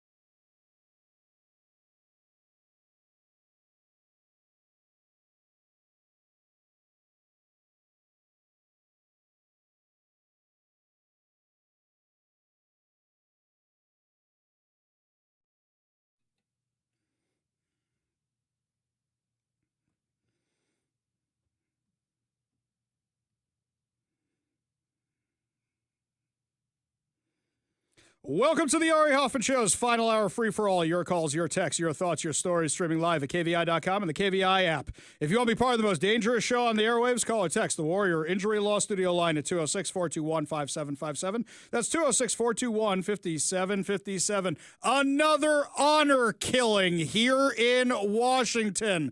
Tell me you have a problem without telling me we have a problem. But before we get to any of that, a lot of you sent in your predictions for what the Katie Wilson administration is going to do to Seattle. John in Lakewood says, Ari, I'm dying to see what kind of mess the Katie Wilson administration will make of the World Cup. I predict chaos of the greatest magnitude. Hate to disagree with you there, John. I think the World Cup itself will be fine. I think it's the rest of the city you're going to have a problem with. This one from Alan in Arlington. FYI, Ari, your producer is not that funny. What are you doing to Mike? Everybody loves Mike. I think he's funny. Well, thank you. Wait a sec. No, I got Hank Williams Jr. to add in on this. Well, I'm glad you don't, brother, because a lot of people do. Thank you for listening, Alan. I think Mike's hysterical, by the way. This one here from Mike Kerb. Maybe I should sign up for her transition team. I have lived experience, i.e. I've had a pulse for 66 years. By the way, nobody has sent me the link. Usually by now, when I say send me a link, somebody will have gone to find the link to apply to Katie Wilson's transition team. I don't think it exists. I'm putting the challenge out there to anybody. She did an open call, said by the end of the day today, there is still time to nominate Mike for Katie Wilson's transition team. You just put in the show's phone number, 206-421-5757. You put in Mike's email address, mike@kvi.com. We'll have a lot of fun with that. Just do that. This one here from Craig in Puyallup. He says he's buying stock in companies that produce spray paint for the Katie Wilson administration. Oh, that's very, very good. Art says over on the text line, welcome to Seattle's Sodom and Gomorrah moment. Very good. Very, very good. You mean that gal from Guardians of the Galaxy? Oh, no, you meant the biblical reference. I know what you're talking about. This one here from Sam in Redmond. More failed businesses is my prediction. I'm not sure they're going to be failed businesses, Sam. I think they're just going to be moving out. Chris says Pioneer Square will smell like urine again this coming spring or summer. Hang on a second. Did it ever stop? How about new? Mike, did I tell you my first experience in Pioneer Square? The first time I ever went to Pioneer Square? So it's my bachelor party, okay? I'm the first one of my friend crew getting married. And it's my bachelor party, and we're in Seattle, a city we don't know at all. We don't have transportation. We're staying at the Sheraton, which is where I got married downtown. That's where we're staying. So my father-in-law was nice enough to pick us up from the airport, pick up me and my buddies. And I said, what's there to do around here? And he goes, well, you know, bachelor stuff. Why don't you guys just go to the bar in Pioneer Square? Great. Walkable. Fantastic. That's what we did for my bachelor party. We just went bar hopping in Pioneer Square. Nothing that exciting. Nothing scandalous. That's what we did. But after bar hopping in Pioneer Square, you really have to go to the bathroom. And do you know what I encountered for the first time? One of Seattle's robo-toilets. Do you remember those things? Now, I didn't know at the time. I had no ambitions to be a conservative radio host, a conservative activist, any of that. I didn't even know I was going to end up living in Seattle. But what happens? I go into this thing that's the robo-bathroom. They used to have these suckers down in Pioneer Square, the self-cleaning bathrooms. I guess it didn't work because that was one of the filthiest, nastiest, most disgusting bathrooms I've ever been in my entire life. So for me, the bar scene in Seattle was just Pioneer Square. I didn't know you have all these unique bars. I didn't know. My first exposure to Seattle was Pioneer Square, and I'm like, well, I guess we're kind of back in New York now. That was my first exposure to really downtown Seattle. This one here from Jeff and Ken. Ari, the Democrats are preparing the state for an income tax. Yes. What they're going to do, mark my words and mark Jeff's words, by the way, what they're going to do is they're going to say, okay, you guys, things are too unaffordable. There's too many taxes. How about we just give you an income tax and roll back everything else? Just watch. This is going to be their pitch. Just watch. And then you think they're actually going to roll back anything? Of course not. Of course not. This one here from the 253, just like the Real ID program, Katie Wilson will require all government employees to have colored hair, green, blue, red, purple, orange, in order to be able to access government buildings. I like that one. That's very, very good. Okay, I'm writing that down. Yes, jot that down. Mike's going to implement all these when he gets to City Hall and be like, hey, I thought this is what you guys wanted. Hope and change, right? Hope and change. This is your Seattle. This is your city. Isn't that what we're going with? I'm being the change. Yeah. You know, people are going to be asking for spare change around here. That's what's going to be happening with all the affordability issues. This one here from Mike, he says that gas is $3.93 for cash in Woodinville. Well, I live in Seattle, dude. The most expensive gas station in the city, in the entire city, is near my house. It was $5.19 the last time I looked. $5.19. I don't know why anybody would do that. This one here. Hi, Ari. Earl and Shoreline here. So Seattle has gone from being Durkin's dump to Harrell's hellhole to Wilson's wasteland. I like all of those. Fantastic. Well, could be worse. Could be Minnesota. What's Minnesota dealing with right now? This massive scandal where it turns out the Somalian community was basically defrauding the taxpayers out of their money. What happened was there was this massive, massive fraud ring that was busted up last week. It was exposed first by our friend Chris Rufo. Well, now the New York Times has picked it up. And once the New York Times has picked up the story, then it's okay to discuss it in liberal world. So what's happening? The Somalian community out there in Minnesota, which is the largest Somalian community in the U.S., members of that community were claiming kids had autism that didn't have autism to get the autism benefits. A lot of this money was going through Homeless Inc. for services, for housing, where really they were just taking the money and then they were sending it to launder it through the Al-Shabaab terrorist group back in Somalia. Here's Press Secretary Caroline Levitt with a more detailed description of what was going on. About how Somali immigrants in Minnesota have been ripping off American taxpayers. In fact, 86 people have been charged in a rampant and widespread fraud scheme spanning multiple programs in Minnesota. Of those 86, 78 of those people are Somali, 91% of them charged. So far, 59 of those people have been convicted for their roles in fraud plots that have stolen $1 billion from taxpayers. In one scheme, and this is egregious, a nonprofit and its affiliates with these Somali migrants claimed to have fed tens of thousands of American children during the pandemic. They were reimbursed for those meals by taxpayers. However, federal prosecutors found that almost all of those meals were never even delivered to hungry children. In fact, those organizations' leaders spent the money on houses, luxury cars, and real estate in Turkey and Kenya. So what's predictable is that the Somalian community, the Democrats, did not say, this is terrible, this is wrong, let's get to the bottom of the fraud. They said, this is racism. This is Islamophobia. You're racist against people of color. You know what's fascinating? In the New York Times article, you had to dig for this, but it was in the New York Times article. This fraud was actually caught years ago. It was first detected in 2022. And when the government there said, hey, wait a minute, we got a problem with all this fraud, do you know what the agency said to them? If you expose us, we're going to sue you and call you racist. What are they doing? Literally calling them racist. It's literally the Democrat playbook.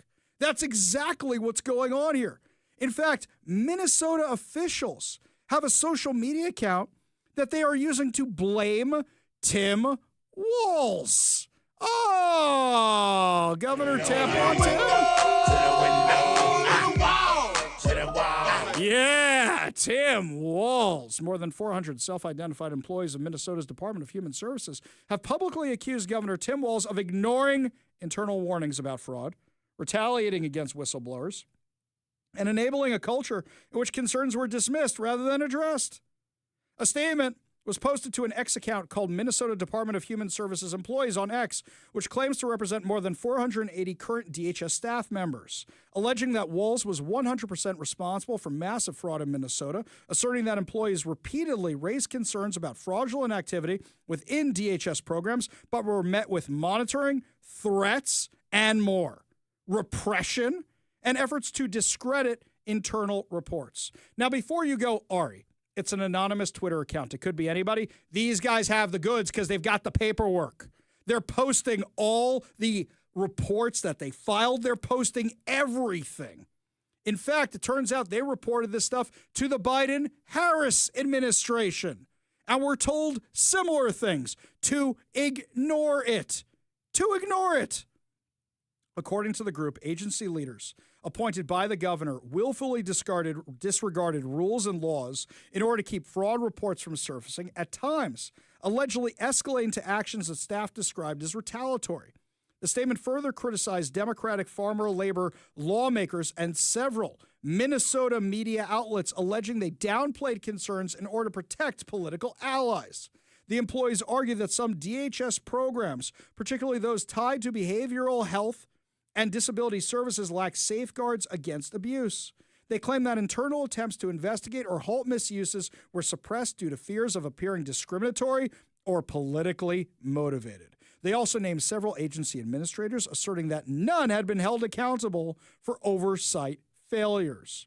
The group's statement concluded with an appeal for federal intervention, arguing that they could not counteract fraud alone and expressing gratitude towards lawmakers and journalists who have pursued the investigation. So what does Ilhan Omar do? Immediately says, oh, the Somalians have helped in building America. No, they got here in the 1990s. Sorry, lady.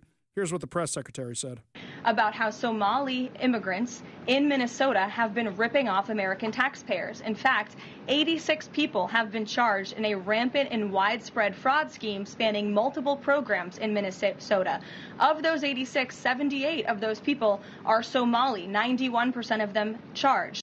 It gets worse from there. She added this. I'll tell you what does not add to our nation's character and integrity is refugees who come here under the alleged plight of asylum and fleeing persecution and then come to the United States to abuse our system and rip off American taxpayers. And as I pointed out, the New York Times, to their credit, it was about 6 months too late, but they did write about how Somali immigrants in Minnesota have been ripping off American taxpayers. In fact, 86 people have been charged in a rampant and widespread fraud scheme.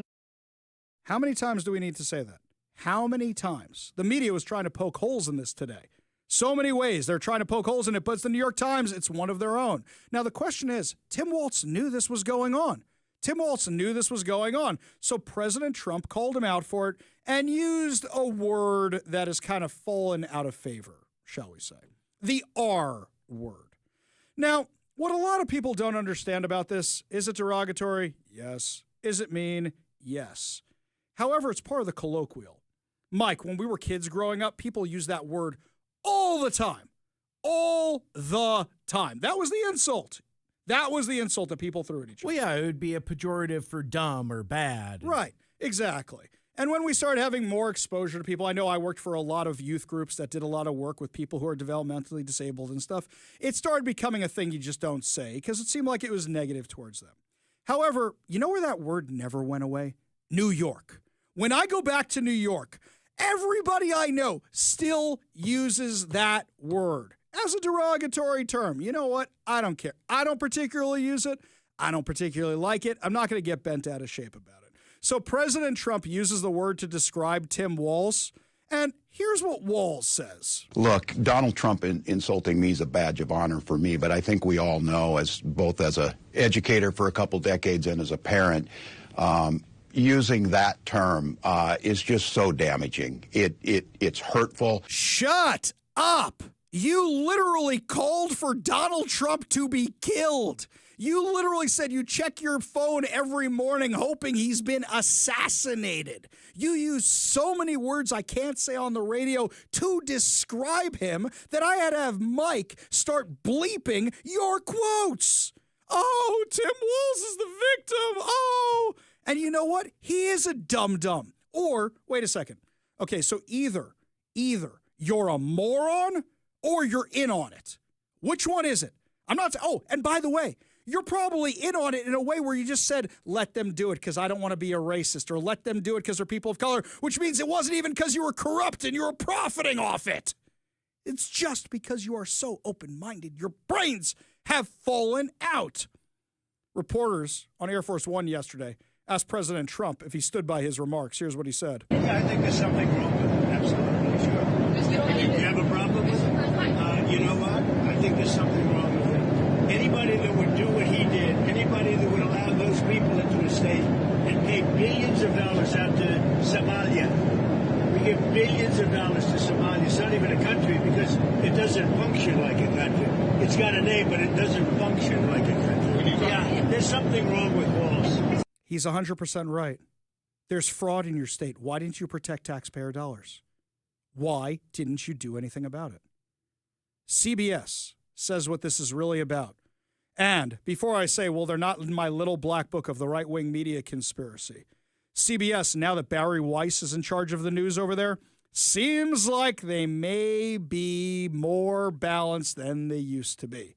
It looks like they're actually reporting the news. Allegations in a Minnesota voter fraud case that first came to light this summer. 2 people pleaded guilty in federal court to being paid to help register voters. In all, 500 to 600 fraudulent voter registration applications were submitted to election officials in offices in 13 Minnesota counties. Esme Murphy has been following this case, and she joins us now. Esme? Hi there, Frank. It was some sharp election workers in Carver County who realized the names and addresses on the voter registration forms did not match with any county residents. Prosecutors charged 2 people with 1 count each of voter registration fraud. According to the charging documents, the 2 were paid by an unnamed foundation to help register voters. The 2 defendants pled guilty this summer and have since moved out of state.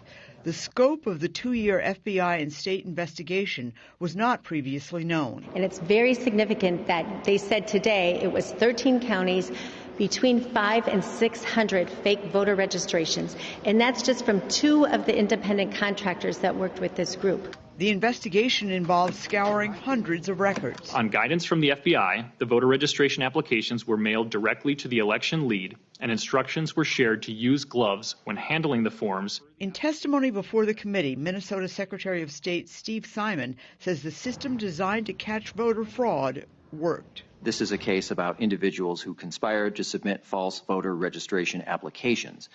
This is not a case about fraudulent votes. And this is ultimately a case of the system working. How many were in the system is challenged. Republican Committee Chair Kristen Robbins, who is running for governor, says she has additional concerns that the unnamed foundation that paid the 2 workers is funded by state taxpayer dollars. 99% of their budget comes from state grants. So this is a group that the state is funding and that then went out and did these voter registrations.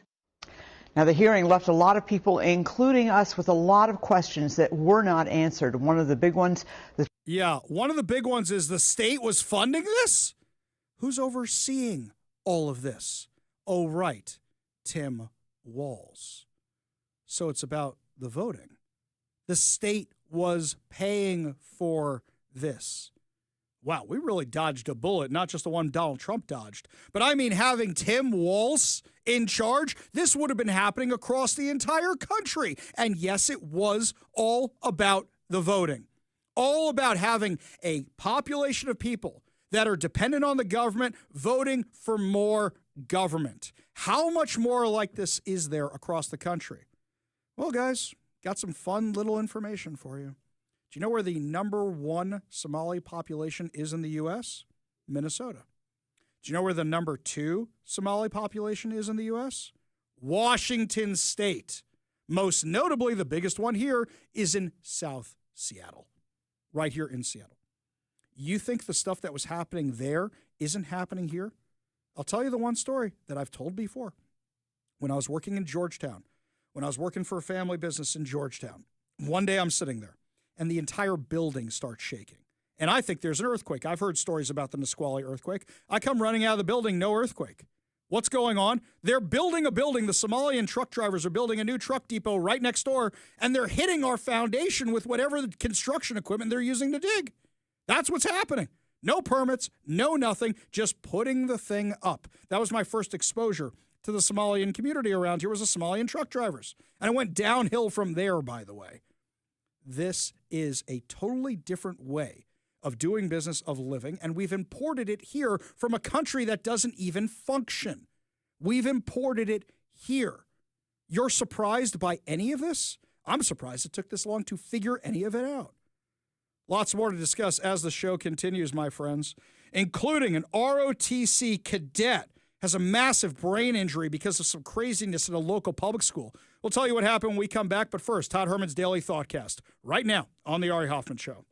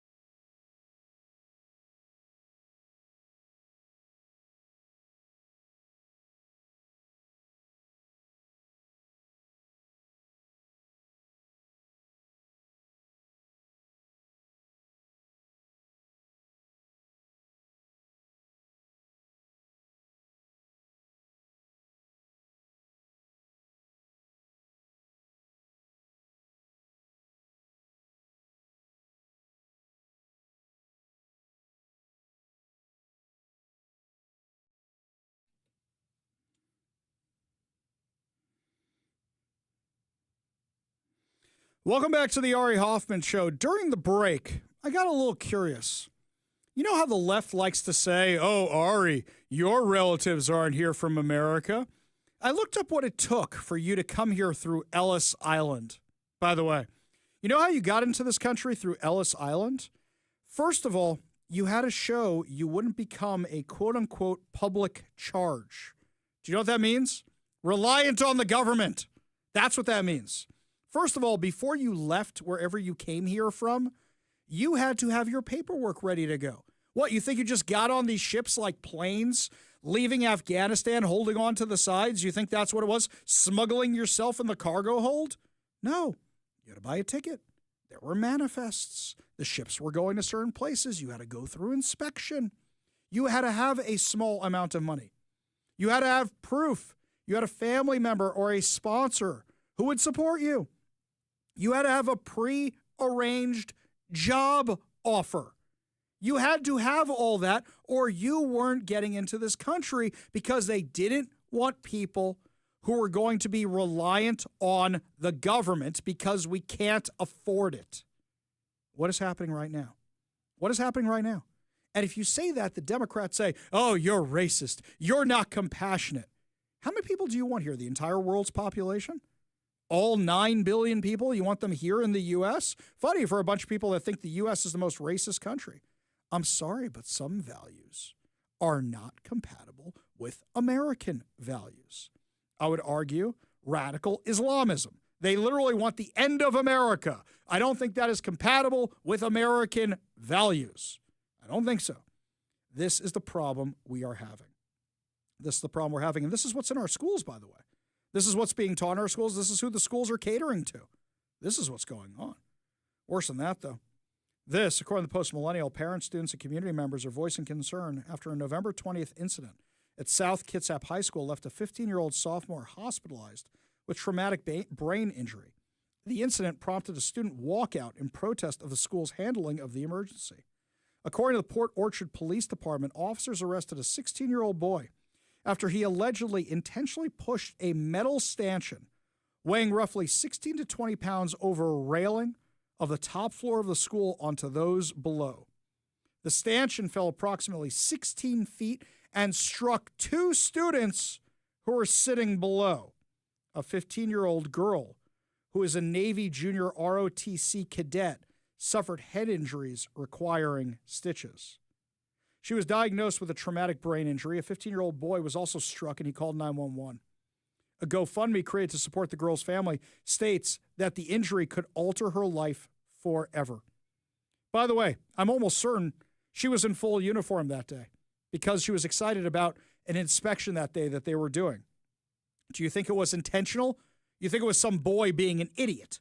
Look, there are boys and idiots in high schools all across America. I know I was a teenage boy at one point. But pushing a metal stanchion down on people below, that seems a little deliberate. Ha ha ha, wouldn't this be funny? Or were you targeting the person in uniform? I notice they don't give us a lot of information about the person who was taken into custody. Could that be because they don't want us knowing or because there are child protection laws that don't let you say that? Superintendent Tim Winder said only the injured students and those on top floor witnessed the actual incident in the stairwell. The first staff members contacted occurred when one victim, while on the phone with 911, walked towards the health room. Staff immediately assisted, and an assistant principal responded as well. Police arrested the 16-year-old at school, a decision that drew criticism from some parents who felt the arrest should not have occurred in view of other students. Are you kidding me? Absolutely it should have. FAFO, as they say, actions have consequences. Chief Brown previously issued a statement apologizing for the visibility of the arrest and acknowledging that his wording around the incident was poorly chosen. A girl is a traumatic, oh yeah, did I not mention that? It's a girl. A girl has traumatic brain injury because some moron pushed the stuff on top of her. Yeah, guess what? That was stupid. You shouldn't apologize for anything.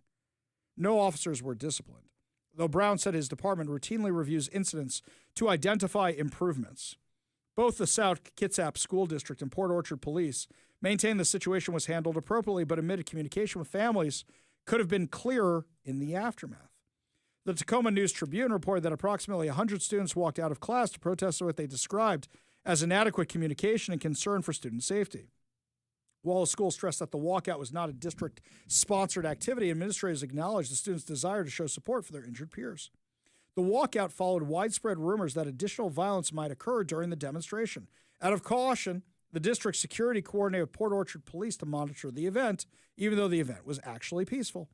Parents, speaking to us, expressed frustration that the South Kitsap High School has not had a school resource officer since the program was suspended during the COVID-19 pandemic following the George Floyd riots. No cops on campus. That's why they had to call 911, and cops weren't already there. They argued the absence of a dedicated sworn officer on campus has contributed to increasing student violence. Well, we're seeing the same thing all over King County. Why is anybody surprised? According to the parents, the school currently employs security staff, but no deputized law enforcement. The mayor and police chief confirmed that reinstating an SRO is included in the city's 2027 plan. Will you speed that up now? That's not next year. That's 2 years from now. According to parents, the school currently employs security staff, but no deputized law enforcement. The mayor and police chief confirmed that reinstating an SRO is included in the plan. In a letter sent to families after the incident, Principal Superintendent Green reiterated that the school community cares deeply for the students who were hurt and is reviewing the situation from start to finish, claiming that internal safety protocols were followed and that staff acted with care and urgency and that law enforcement took appropriate action by removing the student who caused the harm from campus. The principal encouraged families to reach out with questions and acknowledge that events like this can leave people feeling unsettled. Oh, you think? Maybe bring the police back to campus and the parents won't feel so unsettled. Or better yet, parents, take your kids out of the schools. If they don't take it seriously enough to have security for your kids, why are you trusting them with your kids at all after something like this? When we come back, my friends, more insanity in Washington. Another local honor killing. Woo! What does that make? 2 in just this year alone? Tell you all about it when we come back. You're listening to the Ari Hoffman Show on Talk Radio 570 KVI.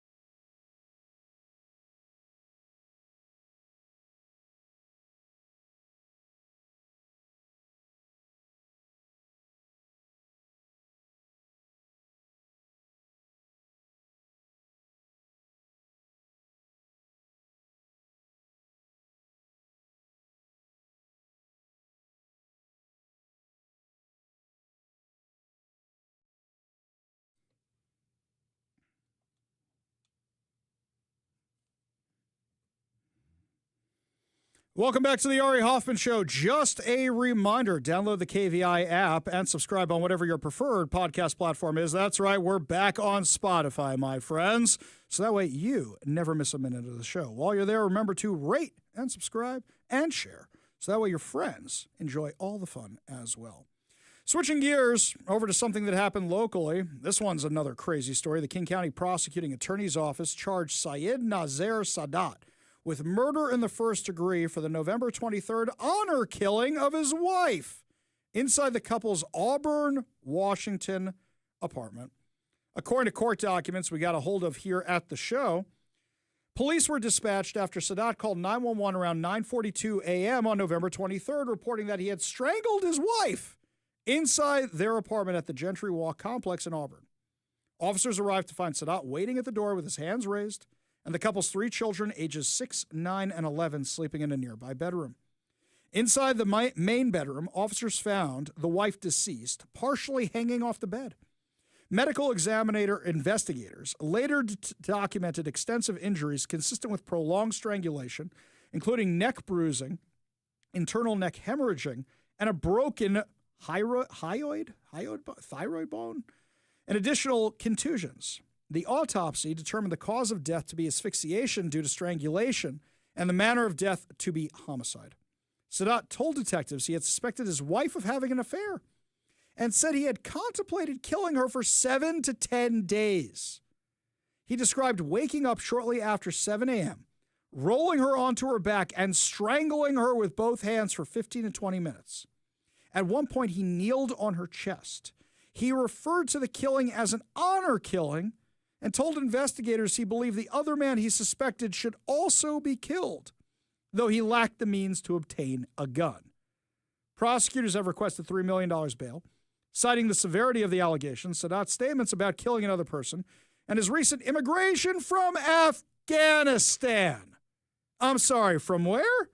Which they argue poses significant flight risk if released. The homicide is the 13th domestic violent related killing in King County in 2025. Of these, 12 involve what prosecutors are calling intimate partner violence. David Martin, chair of the King County Prosecuting Attorney's Office of Domestic Violence Unit, said, "Domestic violence is not a private matter. It's a public safety crisis. Behind every statistic is a person whose life mattered. And a family and community left to grieve. Awareness must mean more than recognition. It must drive the change that saves lives." A recent King County Prosecuting Attorney's Office report showed that over half felony domestic violence survivors in King County are women of color. Time out. Do you guys think maybe you're missing the forest for the trees? The guy is a recent immigrant from Afghanistan. Like we haven't had violent issues with any of them recently. I love that this thing came out. By the way, Mike, you know when they released this? Wednesday. This thing was released on Wednesday by the King County Prosecuting Attorney's Office. Read the room, guys. Maybe just a little bit. Read the room. Day where you have an Afghani national who's the prime suspect in the murder of one National Guardsman and the shooting of another one. Sadat remains in custody. His arraignment on December 3rd will be his first formal court hearing, during which he will enter a plea. If he posts bail, prosecutors are requesting that he be required to surrender his passport and be placed on electric home monitoring. The case will proceed through the Superior Court of Washington for King County. Mike, I need to reach out to King County prosecutors and find out if this individual is a citizen and here legally. Because the fact that they're an Afghan completely slipped my notice when this happened. Completely slipped it. It was just, oh, well, we got a lot of other stuff going on that day. Maybe we'll come back to this later. Yeah, not the first one. You know who we're still trying to find out the immigration status of? The parents who attempted the honor killing of their daughter outside a high school here in Washington. You remember this insanity? This was Ihsan and Zahara Ali. I still haven't gotten their status from ICE, which is weird. They need more information from me. This is outside the Timberline High School in Lacey. Do you remember this case? She refused to travel to Iraq for an arranged marriage to an older man. The teenage girl fled her home on the morning of October 18th, 2024, taking only $100 with her. She sought help from a counselor at Timberline High School who arranged for her to stay at a local youth shelter. As she prepared to head to the residential shelter, her parents intercepted her near a bus stop outside the school. We saw the video. Of the dad grabbing his daughter in a chokehold and strangling her and saying, "It's not right. You're not supposed to do this." The girl eventually lost consciousness. We've seen the video. The jury heard from the victim who was crying as she described what happened. But you know what the judge didn't let them know? Judge didn't let them know it was over the Iraq stuff. Didn't let them talk about the honor killing aspect of it. Are we going to have another similar judge who says, nope, sorry, can't talk about the honor killing, that this guy decided to off his wife? By the way, we don't know that this guy's wife was actually having an affair. He may have just thought she was having an affair. Hey, you know what happens in Islamic rule Sharia law countries? You can accuse your wife of pretty much anything and then have her executed. Tired of your wife? Let's have her executed and get a new one. She doesn't even have to be having an affair. Sorry, guys, this isn't Afghanistan, run by the Taliban. You can't just go around killing people. We don't know if she was having an affair or not. We may never know. This guy may not have liked that some guy was talking to his wife. You can be executed for that in Islamic countries. Import the third world, get the third world. That's what we're dealing with here. That's what we're dealing with now. Now, the father in this case, let's not forget, is now in jail. Got a really lax sentence, in my opinion. The mother had some charges against her also. I think she got off easy. But we still don't know whether or not they were in this country legally. We don't know whether or not this guy from Afghanistan, how did he get here, by the way? How did he get here? He's from Afghanistan. Is he part of Operation Allies Welcome and he murdered his wife? Wait a second. King County. Mike, do you think they were resettled by Dow Constantine? These are all the questions we had about the guy who shot the National Guardsman. It would be interesting if he was in one of the homeless hotels that Dow Constantine bought so he could resettle the Afghans. It was bought actually for homeless, and then he repurposed it for that. You don't see a lot of the homeless in any of these hotels, actually. Oh, Mike, you're going to be so proud of me, by the way. You know what I did? I got a press release about Gurmay Zahalai being sworn into office, which he was right before Thanksgiving, as the new King County executive. And I sent them a very nice email. I should show it to you. You'd be so proud of me. You'd say, Ari, growth. Do you know what I sent to them? I said, I haven't always had the best relationship with this office. I would like to change that. And I would like Gurmay Zahalai to come on my show for a friendly interview about his vision for King County. Nice. Isn't that nice? Really sweet. Now, they get a pass for today because it's Thanksgiving and there's lots of emails to catch up on and all that. Mike, if I don't hear back from them by the end of the week, think it's intentional at this point? I don't think I've ever been particularly mean to Gurmay Zahalai. I think I've just attacked his policies, which are dumb. He was very friendly the last time I saw him at an event. Shook my hand. We shared some hors d'oeuvres. It was very nice. I'm trying to be nice. I'm trying to turn over a new leaf. Or is it just you're afraid I'm going to ask you the questions that I need to ask you? Like, hey, you supported defunding the police. I know everybody's on this whole kick that there's a new King County executive for the first time in almost 2 decades. But you supported defunding the police. You supported higher taxes. You supported some policies that were really not good for King County. Do you intend to reverse them? By the way, he has the perfect out right now. He has the perfect out. You know what his out is? He says, I tried a bunch of stuff. I tried this stuff and it didn't work. I'm going the other direction. He could do that. But the problem is you can only really do that at the beginning of your term. Before we start asking, are you just doing it because you want to get reelected? Only good news to wrap up the show, my friends. When we come back, your good news headlines put a smile in your face. Heading into your evening commute, you're listening to the Ari Hoffman Show on Talk Radio 570 KVI.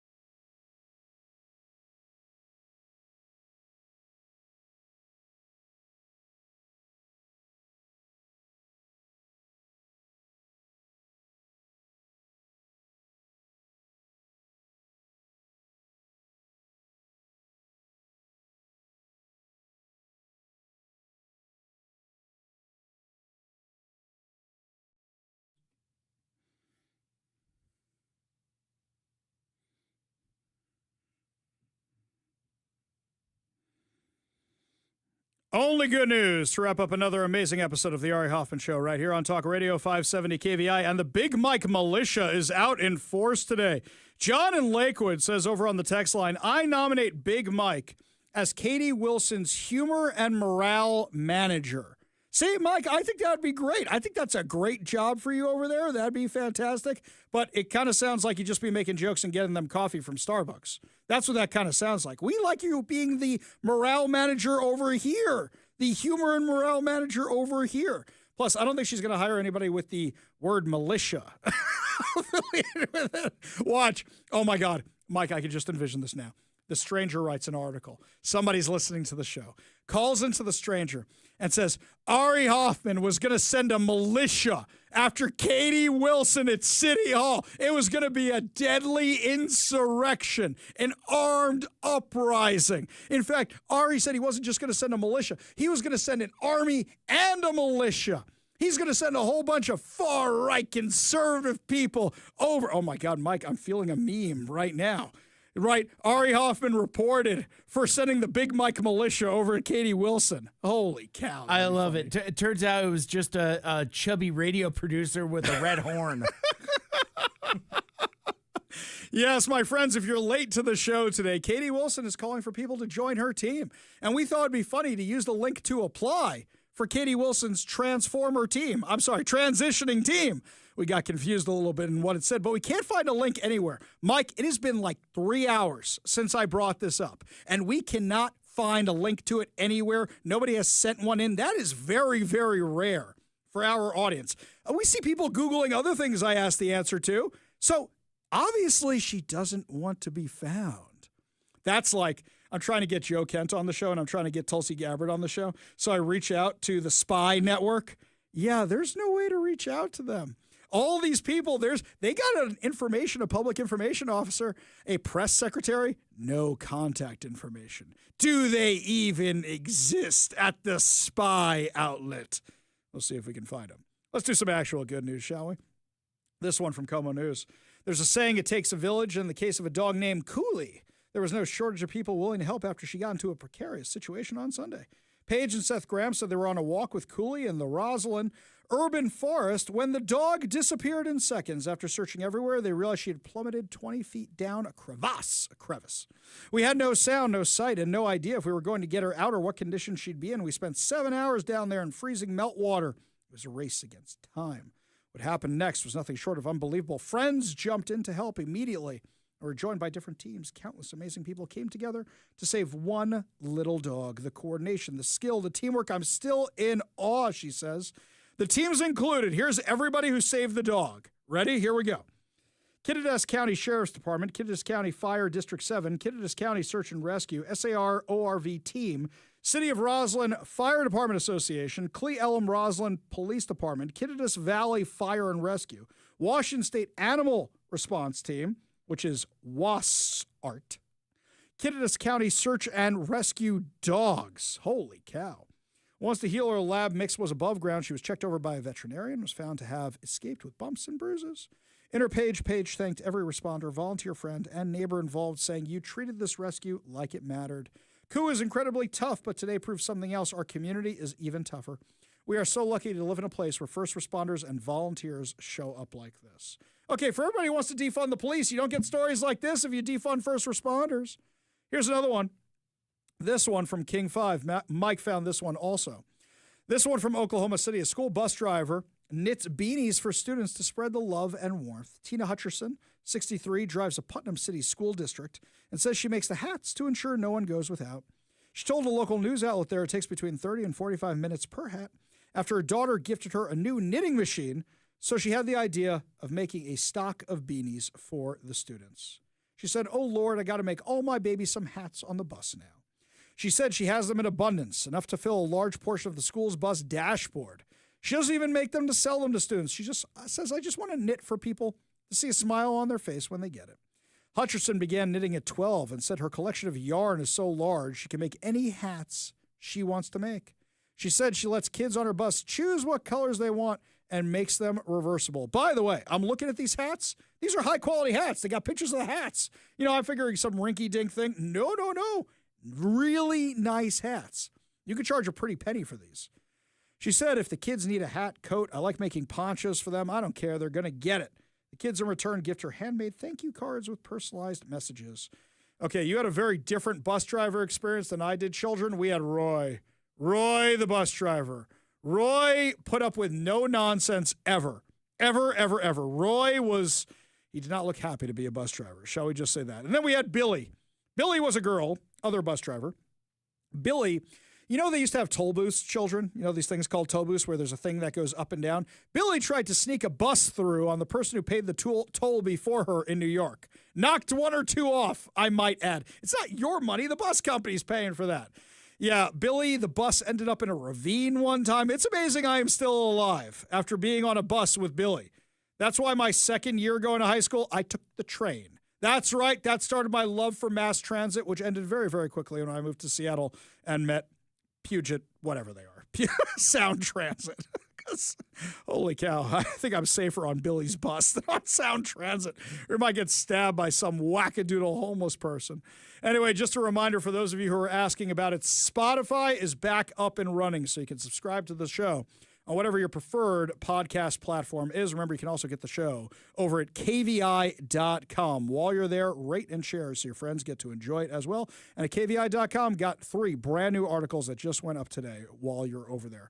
That's going to do it for us today, my friends, but fear not. We will be back tomorrow with more insane stories, more exciting guests, plus more good news stories about dogs. You've been listening to The Ari Hoffman Show on Talk Radio 570 KVI.